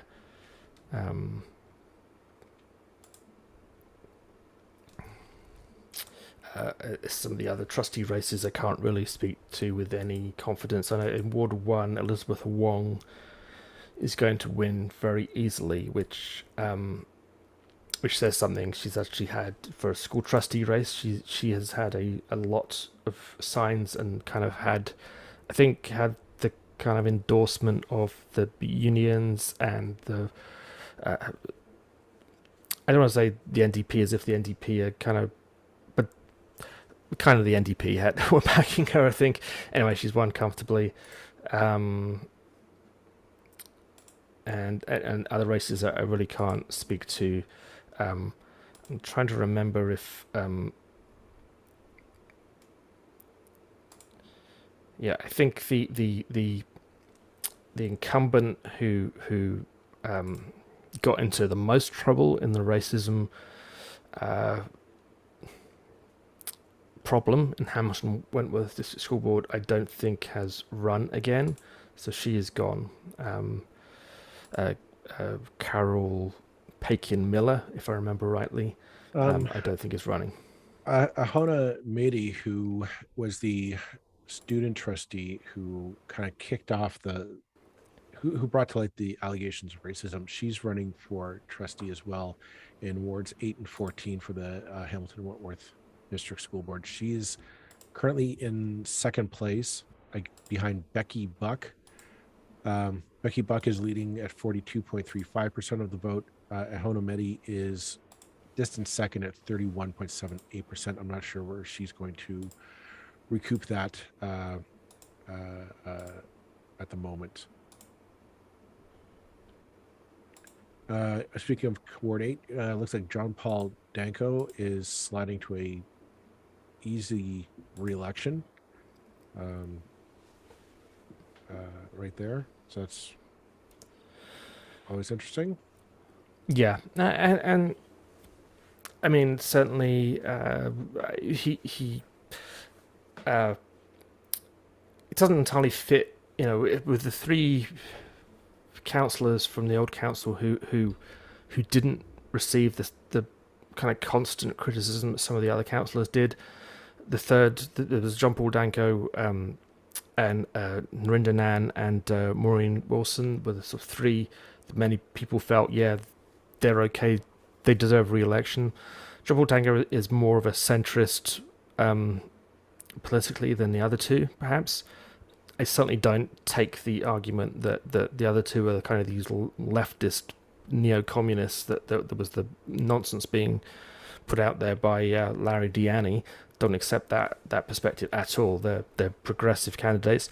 Eric John Paul Danko are progressive as well. I think he just leans somewhat more to the centre-ish kind of direction, but he seems like a perfectly competent, professional, respectable councillor, and his re-election seems to reflect that. That's the thing. It, yeah, I think it's a little too early to say what the makeup of city council is going to be like. So Well, I don't think we can predict what it's going to be like in the next 4 years.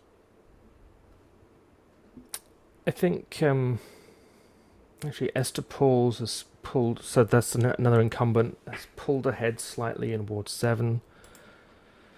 So you may have been a bit preemptive there. But yeah, McMeekan is in. I mean, it's gonna be more progressive. It's gonna be, even if you take the probably the oldest new the oldest first time winner, if you like, is probably going to be Ted McMeekan. This is a guy who is a champion of. Now he was saying some things on Twitter the other day, somewhat surprised me in that but this is a guy who's running in a ward in Flamborough, Dundas. So area rating is going to be a big issue in the new council, whether area rate, basically different taxes are paid by different wards, because if you live in an area which doesn't use Hamilton Transit very much, you don't pay as much into Hamilton Transit. And some people think this is fair, and some people think it's very either unfair or actually counterproductive. There's a debate to be had there. I'm not going to get into that right now.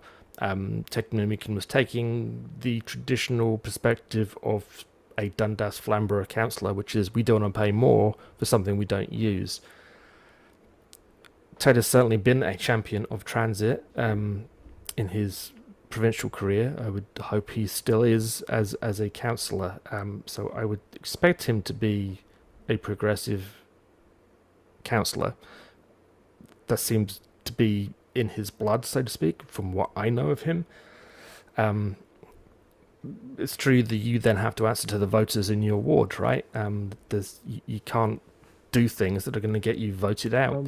But I'm just going to come back to Burlington here for a moment. Lisa Kearns has just tweeted out a simple 2-word message: "Thank you," followed by 2 hearts.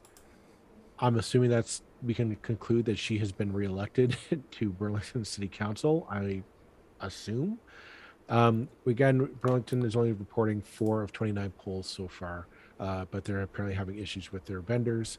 But again, of those 4 polls reporting, Lisa Kearns has 75% of the vote. I say that's a pretty definitive lead for a council seat.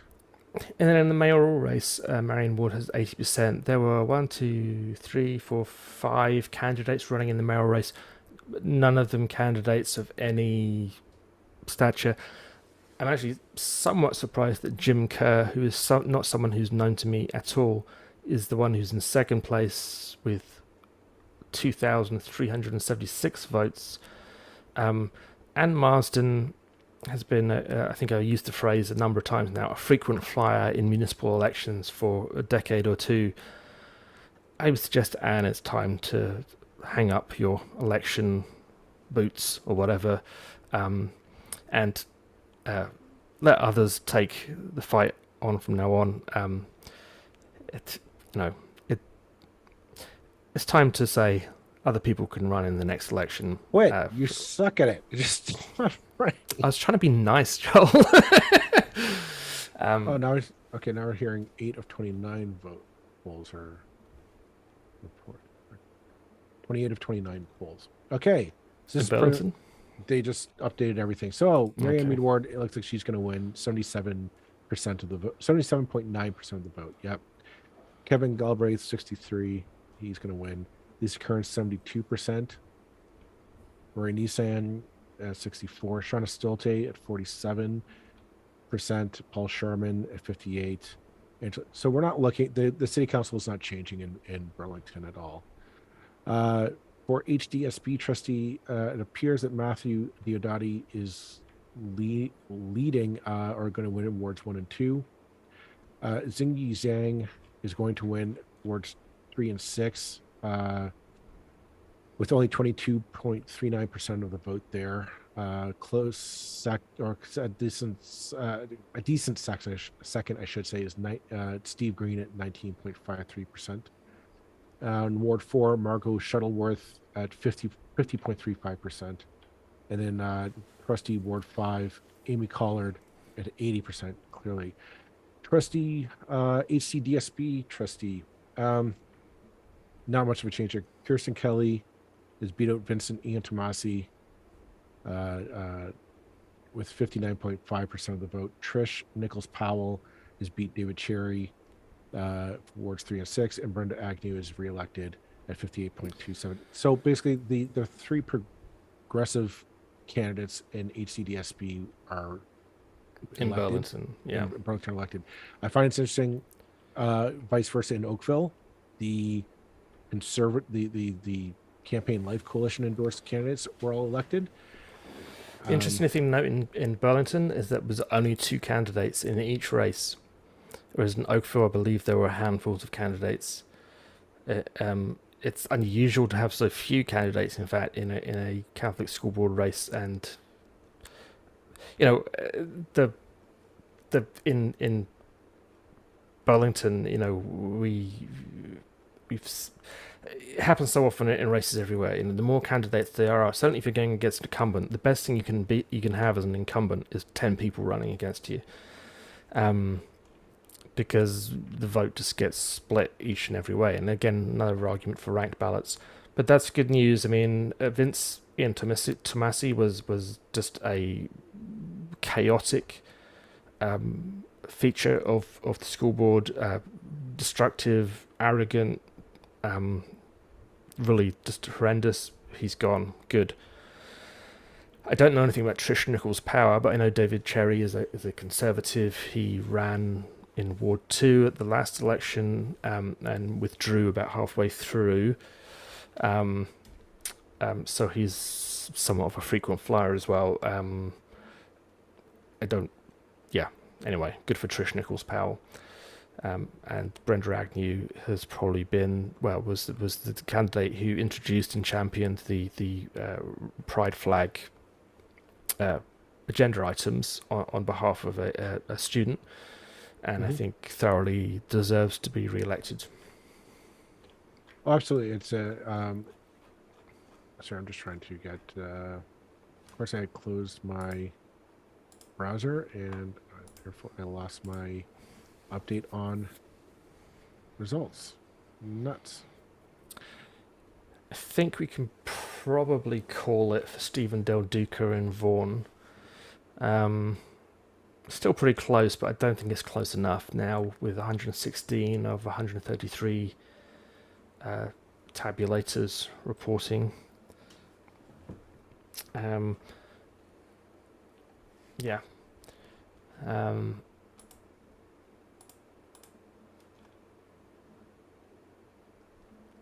Still a ways to go in Hamilton, though, I think, before we can be completely sure of the result there.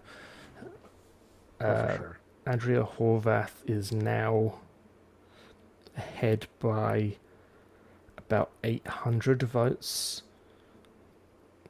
which amounts to less than a percentage point, so... Yeah, I mean, I think Hamilton Mayor is just going to be a slugfest all the way down to the end. I'm just trying to do the math here on the Halton Catholic District School Board that we've covered pretty much throughout the year on the issues of pride flag and the ongoing problems there. I'm doing the math here, and I think the majority of the board will remain in progressive hands. Marvin Duarte was reelected in Milton. However, Emma Murphy, who is in the Campaign Life coalition endorsement camp, she was elected. So that they kind of split the difference there. But basically, Janet O'Hearn, Sarnata, and Marvin Duarte, Brenda Agnew, Kirsten Kelly, and Trish Nichols Power, versus the three candidates in Oakville and Emma Murphy. So basically, yeah, we're gonna have again more 5-4 differences happening in at the board. I think what you're going to see at the ECDSP is a lot of continuation of what we saw in the this time around, unfortunately. Yeah. I think we'd already called it, but Rob Burton has officially won in Oakville. Yeah. We did that already. Yeah, okay, we're repeating ourselves. We're just repeating ourselves. Like we're not seeing a major turnover here. We're just right now we are waiting for. Hamilton is the one that's left. Hamilton is the Mayor. one. Is the only one that's really left. Yeah. So we're. I think the turnout could be quite good in Hamilton. That's a really good sign if that's the case. Turnout right now is only at 29% of the vote. We've got 30%, but I think that will go up. We've got 189. Oh, there it goes. Just went up to. It's so that I think we could be heading towards high 30s, 40 in Hamilton, maybe. That would be pretty good. I mean, it's still appalling. But 40% in a municipal election is a really good result. So I think those turnout numbers we keep on seeing from obviously some of the cities are using the same software, that seems clear, and the turnout numbers go up as each poll is released. So it's not a real turnout number until the last poll is in. I got an update or an email from Susanna Vukos Savljevic. I'm hoping I'm pronouncing your name right, Suzanne.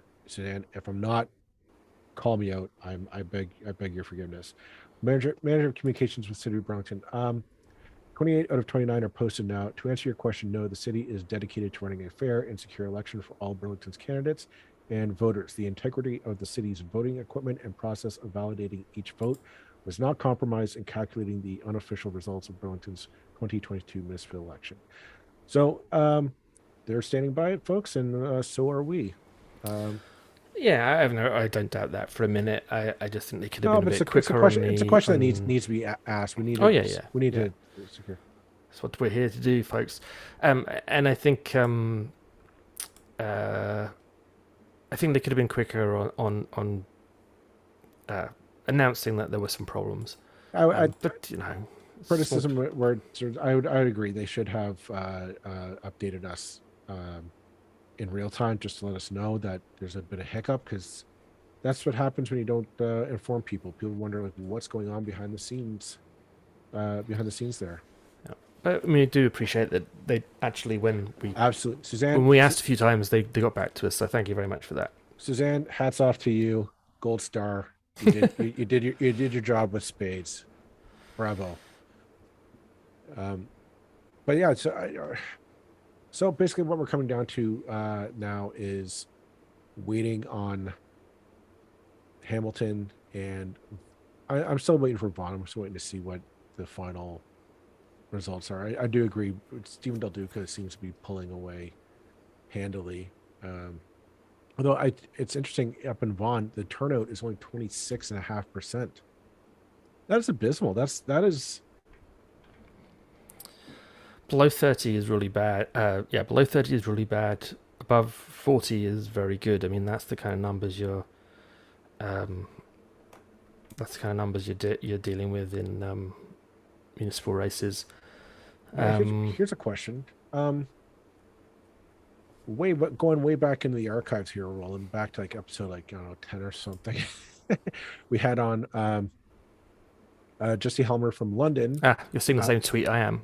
Oh, okay. I'm not actually looking at Twitter. I'm just going off my own mind. Oh no, I'm looking at a tweet from him right now. So folks, we are if you go back in the back catalog, we did an episode with Jesse Helmer, who was a former councillor in the city of London, because London was the only city in Ontario that did a ranked ballot, not this election, but the election previous. It was on the table for a number of municipalities, including Burlington, if I'm not mistaken, recently to debate whether or not they were going to switch over. Our illustrious premier, Premier Doug Ford, for arbitrary reasons, just said, nope, we're not doing that anymore. I'm taking it off the table, and London had to go back to first past the post. I bring it up just because I wonder. Well, I'll tell you what Jesse's saying. In terms of his comment is, the results are sooner but not better under first past the post rather than ranked ballots, because that's his take on the results this time. I don't know what those are. I'm just taking a look right now, and I can't say I know London politics well enough to make any real comment. In the mayoral race, the incumbent, whose name escapes me for the moment, was not running again. Josh Morgan has won 66% of the vote. And Jesse Helmer was not running again either. The reason why I brought it up, though, was we're talking about the turnout. I wonder if we brought in like the ranked ballot idea, if people knew that it's not an either or proposition. You look at like looking at Hamilton here, you have 1, 2, 3, 4, 5, 6, 7, 8, 9 candidates running. You could easily do a ranked ballot on this, and we'd have a far better analogy. Like right now, whoever's winning isn't roughly 60% of the city didn't vote for you. Well, I mean, there's one neo-Nazi running, so he's got about 0.5% of the votes. You can scratch his people. I'm not sure anybody would want that, but 55.5% of the city didn't vote for you. That's a huge margin to say, oh, I have a mandate to lead the people. No, you don't. And Keith Loomis or Andrea Horvath, whoever ends up winning this, they're not going to get past 50% of the vote. Are we gonna, are we leading ourselves? And then you look at a lot of these the ward seats. Rarely do we see anybody go past 50%. Most are winning with 28, 30% of the votes cast in a ward. Well, many do, certainly, yeah. Yeah, and but that's not a mandate to say I elect you're elected, you represent me at the council table. So in London, Ontario, at the last election, every single person who won with the support of more than 50% of the people who lived in that ward, in one way or another. They may have been a second choice, but they still had the support. That's the amazing thing. I don't know any of the people running. Can't really comment. I could say that the turnout doesn't look great. I don't think the turnout was stellar 4 years ago, but I think it was respectable. Just looking at their turnout now, I think they'll be below 30%. So in the bad turnout zone, like even more bad turnout zone. So I don't know. I mean, I know that, and the reason that really quality candidates like Jesse Helmer are not running is because they can't afford to run in a city like London, and earn pennies for being a councillor, basically a full-time job. He's going to go and earn money doing something else because he's someone who can earn money and has to. He's got a young family and good. My brother and my sister-in-law live in London, and they describe their municipal election as like conservatism on steroids. Like everybody wants these fantastic items. They say, okay, well, how much are we willing to spend for it? And it's like, well, no, I want it for free. Well, no, you don't get a transit system and not have to pay money for it. It's not that's how it works. Yeah, But and there was I, some really good things coming out of London over the last 4 years, in terms of things like transit and a visible minority candidate winning for the first time who said that she would have not have run if it were not for ranked ballots. And I don't know if she ran again, and if she did, I don't know if she's winning. I unfortunately can't tell you, but yeah, it's tragedy that happened. Um, I just wonder, if we include stuff like that. I'm a big proponent of ranked ballots. I think it does a good way to encourage civility in the debates, because our elections don't turn into a zero sum game. You have to be likable enough to say, okay, I might not have your vote, but can I have your second choice, right? And you naturally have to campaign on a likability, or just you can stick to your guns, you can stick to your principles. That's the thing. People know what your principles are, because this is something I'm not budging on, but I'm willing to work on these other items for you.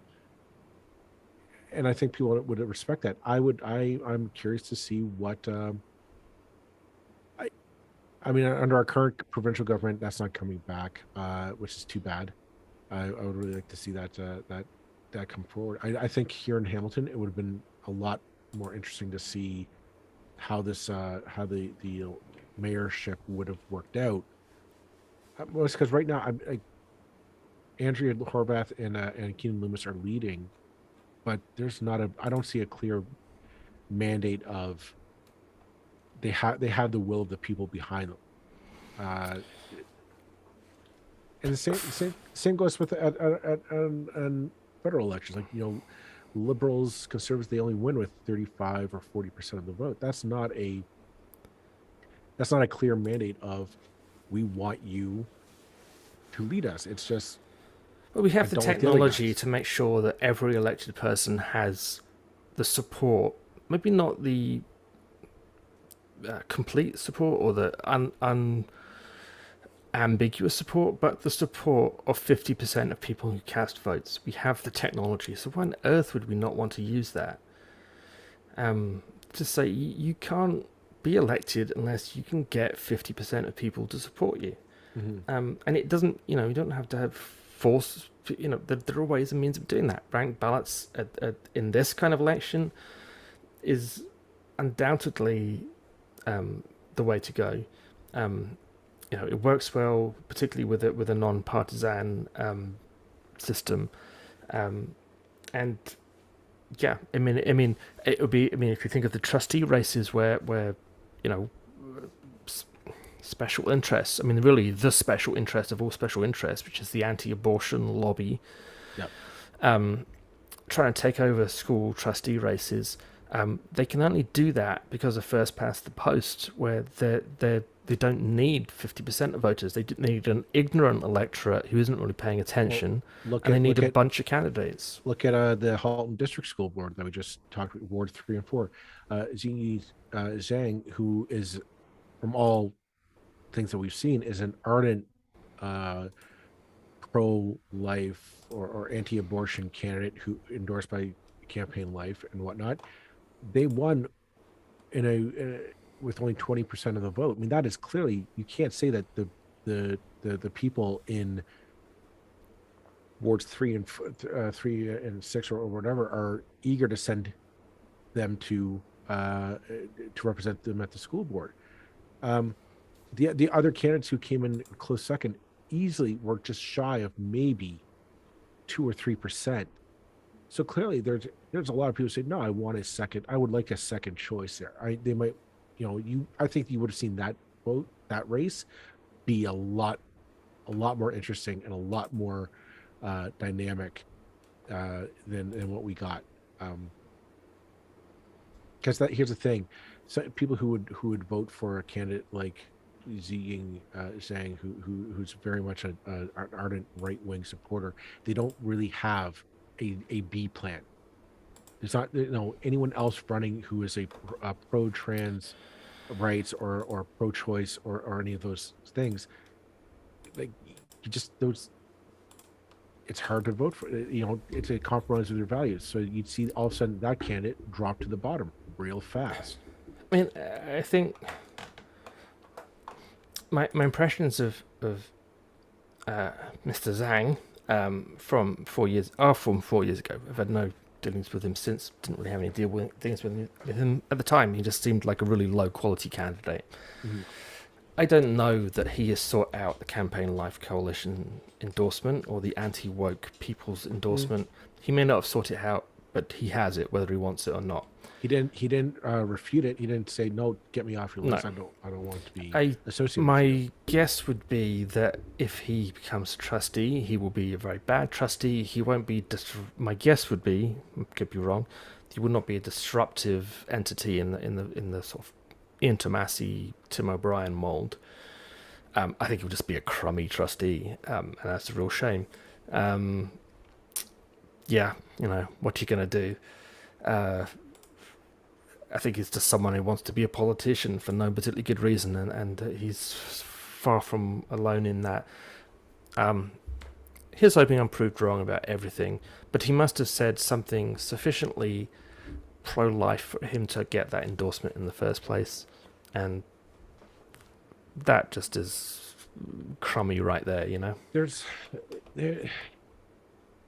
These races are things that people need to keep an eye on. For the simple fact that there are people who want. This might seem hyperbolic, and this might seem, you might shake your head and say, "Geez, Joel, you're getting into tinfoil conspiracy hat theory here." But these people really do not care about democracy. They don't care about a nuanced debate about the issues. They don't care about your point of view, and there is no middle ground. There's no point where you can sit there and say, "Okay, you know what? I'll compromise with you on this matter," because you compromise an inch of your beliefs or your political will to achieve a greater good. They take everything, and this is part of it. This isn't. It's an infiltration of school boards because they are anti-trans, anti-LGBTQ.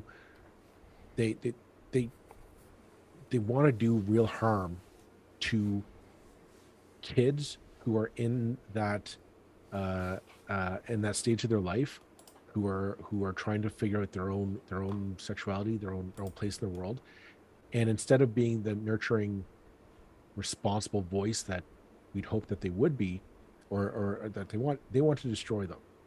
They want to put them into a box that these kids don't fit into. They want to force them into it and nail the box shut and beat them until they are conform to how they want them to live. And I know this sounds violent and it sounds extreme, but these are the times we live. Like, we've seen what happens in the States. This is what happens in the States. It's a cutting of education resources. It's harmful policies that don't educate or help kids. They harm them. They alienate them. They drive them to things like suicide. They drive them to self-harm, and that's not what we want our schools to be. Whether you're Catholic or public, I'm betting that if you're listening to this podcast or listening to this live stream, you don't want our schools to be like that. Not just Halton, but York, Peel, Hamilton, Wentworth, all of that. But these people want to do that great harm. They don't have the numbers to do it. So they count on people not showing up to these small municipal races to try and take them over, and then just push. They can't get what they want.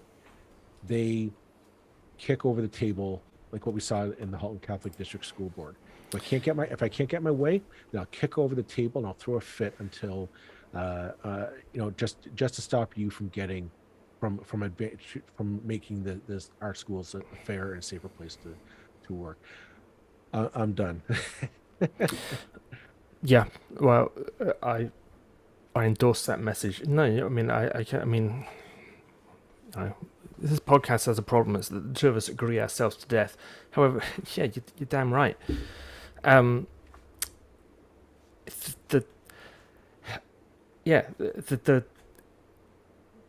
They are, we have the right to religious expression in this country and in democratic countries. I happen to be an atheist. That's by the way. I will defend people's right to religious expression.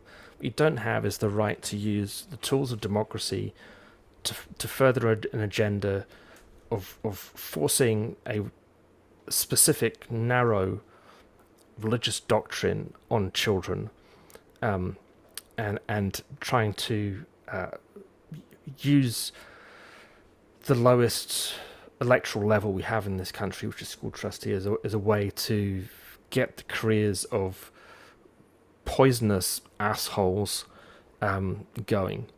I mean, thankfully, enough people seem to be paying attention to what Vince Iantomissi was up to that he got nowhere. Enough people don't give a damn about Tim O'Brien that he got nowhere. But that message wasn't clear enough. I mean, Alex Power in Oakville, we had Alex Power on the podcast. She's a doctor, extremely intelligent, extremely articulate. Didn't do very well in the vote, and maybe down to sort of inexperience about how to run an election. Although I mean, it's trustee races are difficult unless you've got the kind of money backing that you can get from the campaign life thing to pay for your leaflets or whatever. Getting volunteers at trustee level is bloody impossible, because it's just people aren't that excited about it. But it's being used as this Trojan horse of assholes. I can't use any other language than that. To get the worst kind of people into the electoral system. And, they have higher ambitions than school trustees. It's just that's the soft target that they're going for right now. We need to pay better attention to it. And maybe in 4 years' time, we do a better job of really... We've tried to, because nobody else telling people covers... what's going on. Nobody covers... What we saw happening in the HCDSB was a small front on the culture wars that these folks want to wage on the rest of us. This isn't. That's one of the reasons why we formed this podcast, because nobody was analyzing this content in detail. Nobody was talking about or really covering these the meetings that were just devolve into chaos and rhetoric and needless points of order and yelling over people and forcing binary students to weep because they can't be spoken to properly. It's just unconscionable, and it's something that we're proud that we were able to cover it. We're proud to be able to shine light on it. We hope that we educated some folks on what was going on, and we hope that some of you listening, you made your choice based on what we reported. We're very humbled to hear that we helped influence your vote that way. Maybe we influenced your vote the other way. I don't know. We didn't endorse anybody before election day. We didn't. We made a point not to. We made it. Yeah. You and I had that discussion off camera. We said, "Are we going to endorse anyone?" We both said, "No," because we can't really do it. But also, that's not the idea of endorsing candidates is a tired old carpetbagger scheme. I'd rather we talk about the policy, and if somebody doesn't want to talk policy, somebody doesn't want to talk the consequences of things that they want to enact, then we shouldn't vote for them. We shouldn't have them on. And I'd rather call somebody up based on that than, I think that, because they're a liberal, because they're an NDP, because of whatever. Well, yeah, and I think with every race and every candidate, we've called out things that are good and we've called out things that are bad where we think they're deserved, regardless of anything. I mean, just taking the Hamilton race as an example, all three candidates did some slightly knuckleheaded things at various points. And I think we're probably at the point where we're going to have to call that for Andrea Horvath. I mean, she's about 1,100 votes ahead now. Only 1% ahead. Still only 1%. Yeah, it's been a steady 1% though, but I don't know. We still have so many polls to go. I'm not Not ready to call that one. I'm not. My gut's telling me no. I don't. Yeah. Yeah. I just I bow to your greater wisdom, Joel. I'm I glad think we are somebody going to have to call glad Del somebody Duca the does. winner. Yeah, Um, I think that's safe to say. um, in fact, pretty much all the votes are in there. I think it's done for Del Duca. Um, yeah, very, very mixed feelings about that one. Actually, not even that mixed, to be honest. I think that's a shame. I would have rather see the other person win. Uh, I mean, now that the race is over, I'm kind of being fairly open about how I feel about a lot of these people. I think that's kind of different. Um, uh, it's not putting your finger on the scale or whatever. Um, and ultimately, Andrea Grabentz in the race in for the Halton Regional Chair, just looking at that again, yeah, she's well behind Jay McKenna, but not in the complete. I mean, really, Jay McKenna's result is terrible, which I always thought it would be. I just started to doubt that when I saw how many lawn signs she had on the sidewalks everywhere. Um, um, there's a rumor, whether it's true or not, that Gary Carr pretty much ran only because Jay McKenna was running. And bear in mind, they're both conservatives, or spent long times as conservative members. Um, I hope Jay McKenna hangs it up now and just calls it a day on her political career. It's been a real bore from beginning to end. I'm yeah, eh, we've said this before. Rarely do I think I have an issue with candidates jumping down with no clear reason in the municipal level. I always like to think you you run up, right? Like you might run for mayor with the intention of, well, I want to run to be the MPP or MP someday. And that's kind of how I always viewed it should go. You should be running to be up, move up the ladder. Because I thought my gut tells me when the candidate loses at a provincial or federal level, so I'm going to run for city council. I was like, no, it's not a place to go slumming. It's not a place to go for a vacation. Why you need where were where were your thoughts on these issues previously? And these things. Although right now I might be eating my words because Andrew Horvath is looking like she's in the lead. Stephen Del Duco won barely. Uh,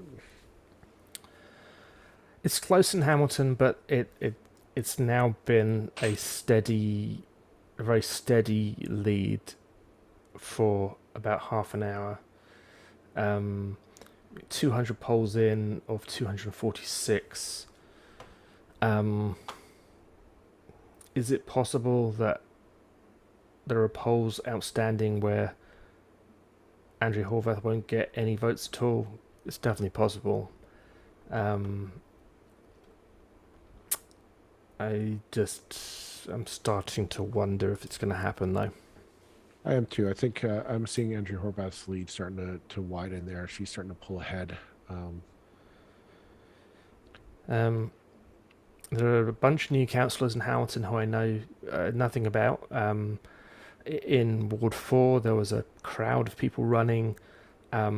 Tammy Huang, I know nothing about whatsoever, has won with 2,000 votes and 22% of the voters. So that's very much I think Alex Johnson was also running there. I believe she may have been a trustee. I'm not sure. Anyway, she came third. Walter Furlan in Ward 3, I mean, despite all the very noisy support he was getting from various quarters, really didn't come close to winning.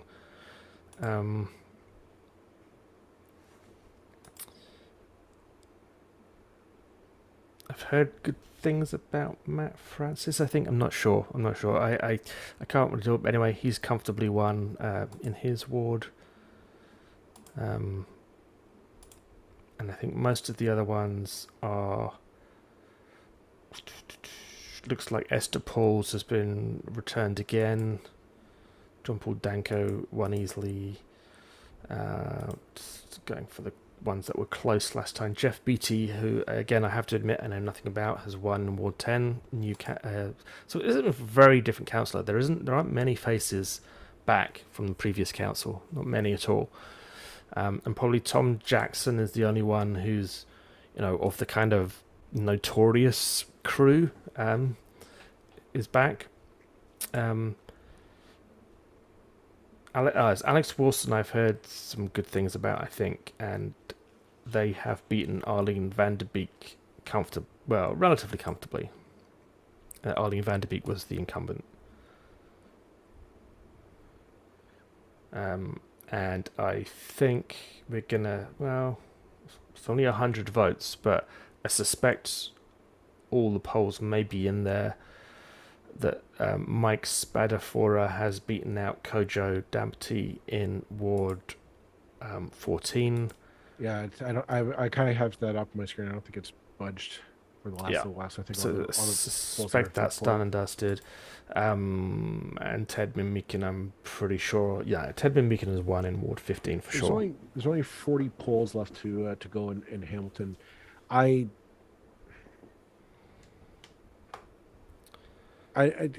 now I think the race is see, are there any in those 40 polls, are there any votes for Keenan Loomis to pick up? I mean, the thing is I don't know where those polls are. We don't know which polls have returned. I mean, if they were all suburban rural polls, which they may be for all we know, you might say, well, they might lean more towards some people at least seem to perceive Keenan Loomis as more of the centrist. I'm not actually sure if that's true or not. He's run on a fairly progressive agenda. I'm not really sure those kind of left-right things. I mean, it's just the background with the Chamber of Commerce and whatever. So I'm not sure that kind of left-right thing means much, but it may mean something in some of the polls. I mean, I'll be honest. I think the left-right divide is antiquated at all levels these days. I'll be honest. I think it's more I would argue libertarian versus authoritarian these days. The left-right deals more with economics. I think we're actually more in a fight over cultural and social norms than we are about economics these days. My editorial piece of the night. I was just flashing between again Hamilton and Vaughan.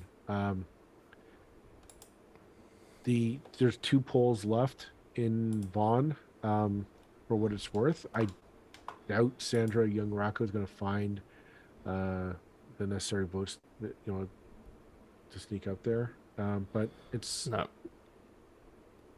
Still waiting to see. I mean, if you're still listening to us, folks, I appreciate you sticking around till 11 o'clock at the night, waiting to hear on Hamilton's polls, mostly because, again, the Hamilton City Clerk screwed up big time, and we're stuck pulling in overtime. Yeah. Well,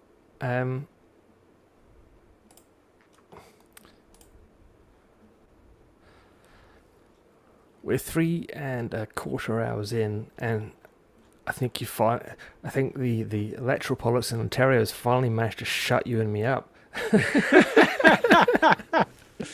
Oh, I never thought the day would happen. Yeah, I know. Two most verbose men in Ontario. I'm getting tired. I don't know. It's really two results left that are worth watching. Mayor of Hamilton, Mayor of Vaughan. I think I'm kind of want to say, like, Vaughan, like, what's taking those last 2 polls? What's taking so long to get them in? Man, they could be 2 tower blocks or senior centres or something, and with 10 votes each. For all we know. Can't have a phone call. Like, just call in the numbers. We're good to go. Yeah. Um, Maybe they're postal votes. I mean, postal uh, votes tend to be done first, don't they? I think. well, yeah, you, as soon as the polls close, you have somebody go in and crack them open and start counting. I don't know what the hiccup is. I'm sort we're still waiting to hear. We still have about 40 or with 37 uh polls left in Hamilton. I kind of I would love if they just notify like where the polls were. Um, yeah,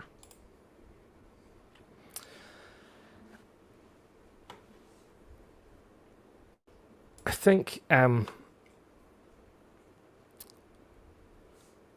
audience of millions might be able to cope with a situation in which we call it for the night, I think so. because I think Hamilton's probably done. If we're wrong, we apologise, but I suspect our noble listeners can cope with that until tomorrow.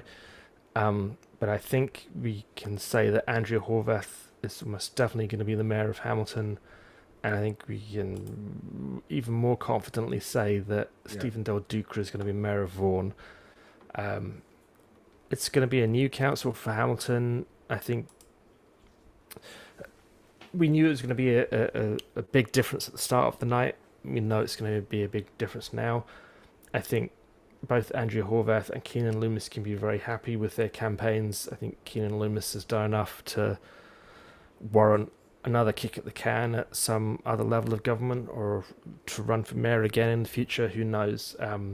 But it seems to me he ran a very creditable campaign, clean campaign, fair campaign, one with a whole bunch of policies. I would I would dare say if anyone of the Liberal Party is listening to me right now, I would dare say I'd be or even the Ontario NDP, I'd be reaching out to him to recruit him to your cause because I think like looking at these numbers, he has credibility. He has a support backing that you could definitely get him to run and possibly and I think win in Hamilton, and maybe actually build a winning coalition to win some seats in the greater Hamilton area.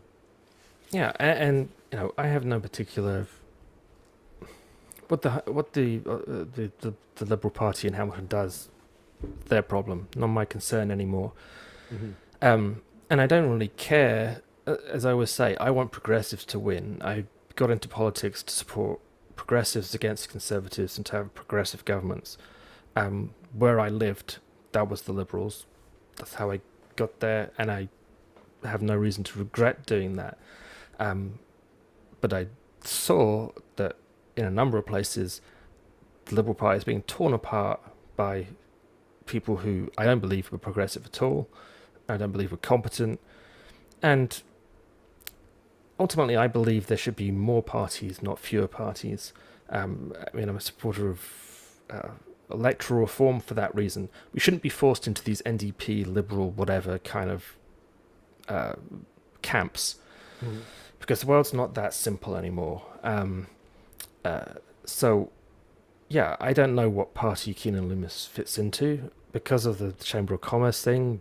Probably people are assuming one way, which I don't really, I don't care. Whatever. Uh, he ran a good campaign. I think he has a political future. I hope he does that. I think Andrea Horvath ran basically a fine campaign too. I found it disappointing at times, but um, I think it's good news in most. I think it's entirely good news that there is a new mayor of Hamilton who is a woman, who is a very different kind of politician from what we've had in recent history in Hamilton. That she's going to be heading up a council that is very different, which has some really stellar candidates who've either been elected for the first time or who are coming back. There are some old faces of quality who are coming back. And there's some old faces of less quality who are still around, but not many. So I think Horvath will have the wherewithal to get stuff done. We'll have a council who'll be willing to work with her to do some interesting things, and hopefully that's really good news for the city of Hamilton. Here's the thing. She now has to prove that she she has what it takes to lead. She did, people of Ontario didn't send her to Queen's Park as the premier. She now has to show what we missed out on by her being mayor of Hamilton. Um, it's how I view this. I know we've said, and here's the thing. Doug Ford has talked about past. He's basically said that Hamilton will be getting the strong mayor's powers post this election. Whenever that happens, who knows?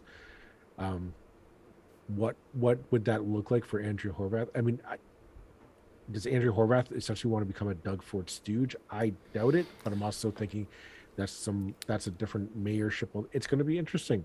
It's going to be interesting. It's going to be curious to see what she's looking to. Where are we going to look push back on? This is the. It's going to be interesting what the next mayor, next 4 years, going to look like. Most because the Doug Ford has indicated he is willing to use ministerial zoning orders to push for middle density. Why he doesn't just pass on to an act, I don't know, but he wants to do this. We know that he is going to be pushing back down the pipe, my way or the highway legislation. Is Andrew Horvath going to be return to her role as an opposition leader for the municipalities? Because there'll be a lot of municipalities who will be objecting to it. But she will be have Doug Ford strong mayor's powers. What will that do for her mayorship in Hamilton? And will she step up to become sort of like a regional leader? Because I look at the state in Queen's Park. Doug Ford is getting away with the sketchiest of stuff right now because there's no leader of the opposition. There's no leader in the Liberal Party. There's nobody standing up saying, no, enough's enough. You can't do it. He's getting away with it all. We just had an announcement basically gutting the remaining powers of the environmental protection agencies. You might as well just take a torch and set them on fire. There's nothing left, guys. There were some good things announced, I believe, in last week with regard to housing policy, but the attack on the environmental protection agencies goes ahead. Yeah, and there's no opposition. This is like going without so much as a buy your leave. Andrew Horvath is going to have to step up because Lord knows Stephen Del Duca basically just said, I'll be I'll be a light blue conservative up in Vaughan. It's going to be up on Andrew Horvath to stand up for cities in the 905 to say, no, we don't want that. Will she do it if she's being given Doug Ford's strong mayor's powers? We shall see. We'll wait and see. Right now, Andrea Horvath is at 41.72% of the vote, followed by Keenan Loomis at 40.51, with only about what do we got here?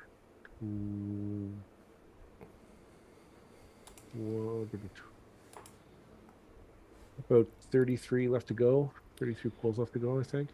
I'm going to call it barring a miracle. Those final 10 polls might take another 3 hours to come in.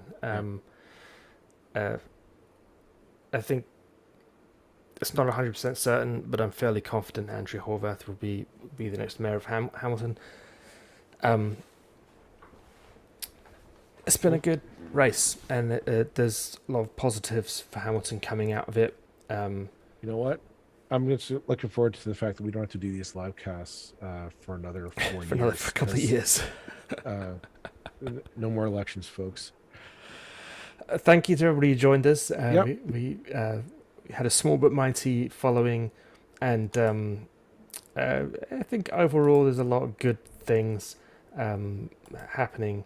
Andrea Horvath, a team of Andrea Horvath, Marianne Mead Ward, Rob Burton, those three alone could get a lot done together if they put their minds to it. We've never seen it before, but The strong mayor powers are a poison chalice. It's not a strong Okay. mayor power. It's a weak. It's a it's a Yep. puppet power. Basically, it's another way of undermining the cities. Um, we need the cities to start working together, to Okay. cooperate, to get things done. And Horvath and Mead Ward and Burton, to pick just three, could really move mountains if they wanted to. All right. We're calling it an end for that, folks. Thank you very much. We'll be back on Thursday for our weekly episode. Take care, everyone. Bye bye. Bye bye.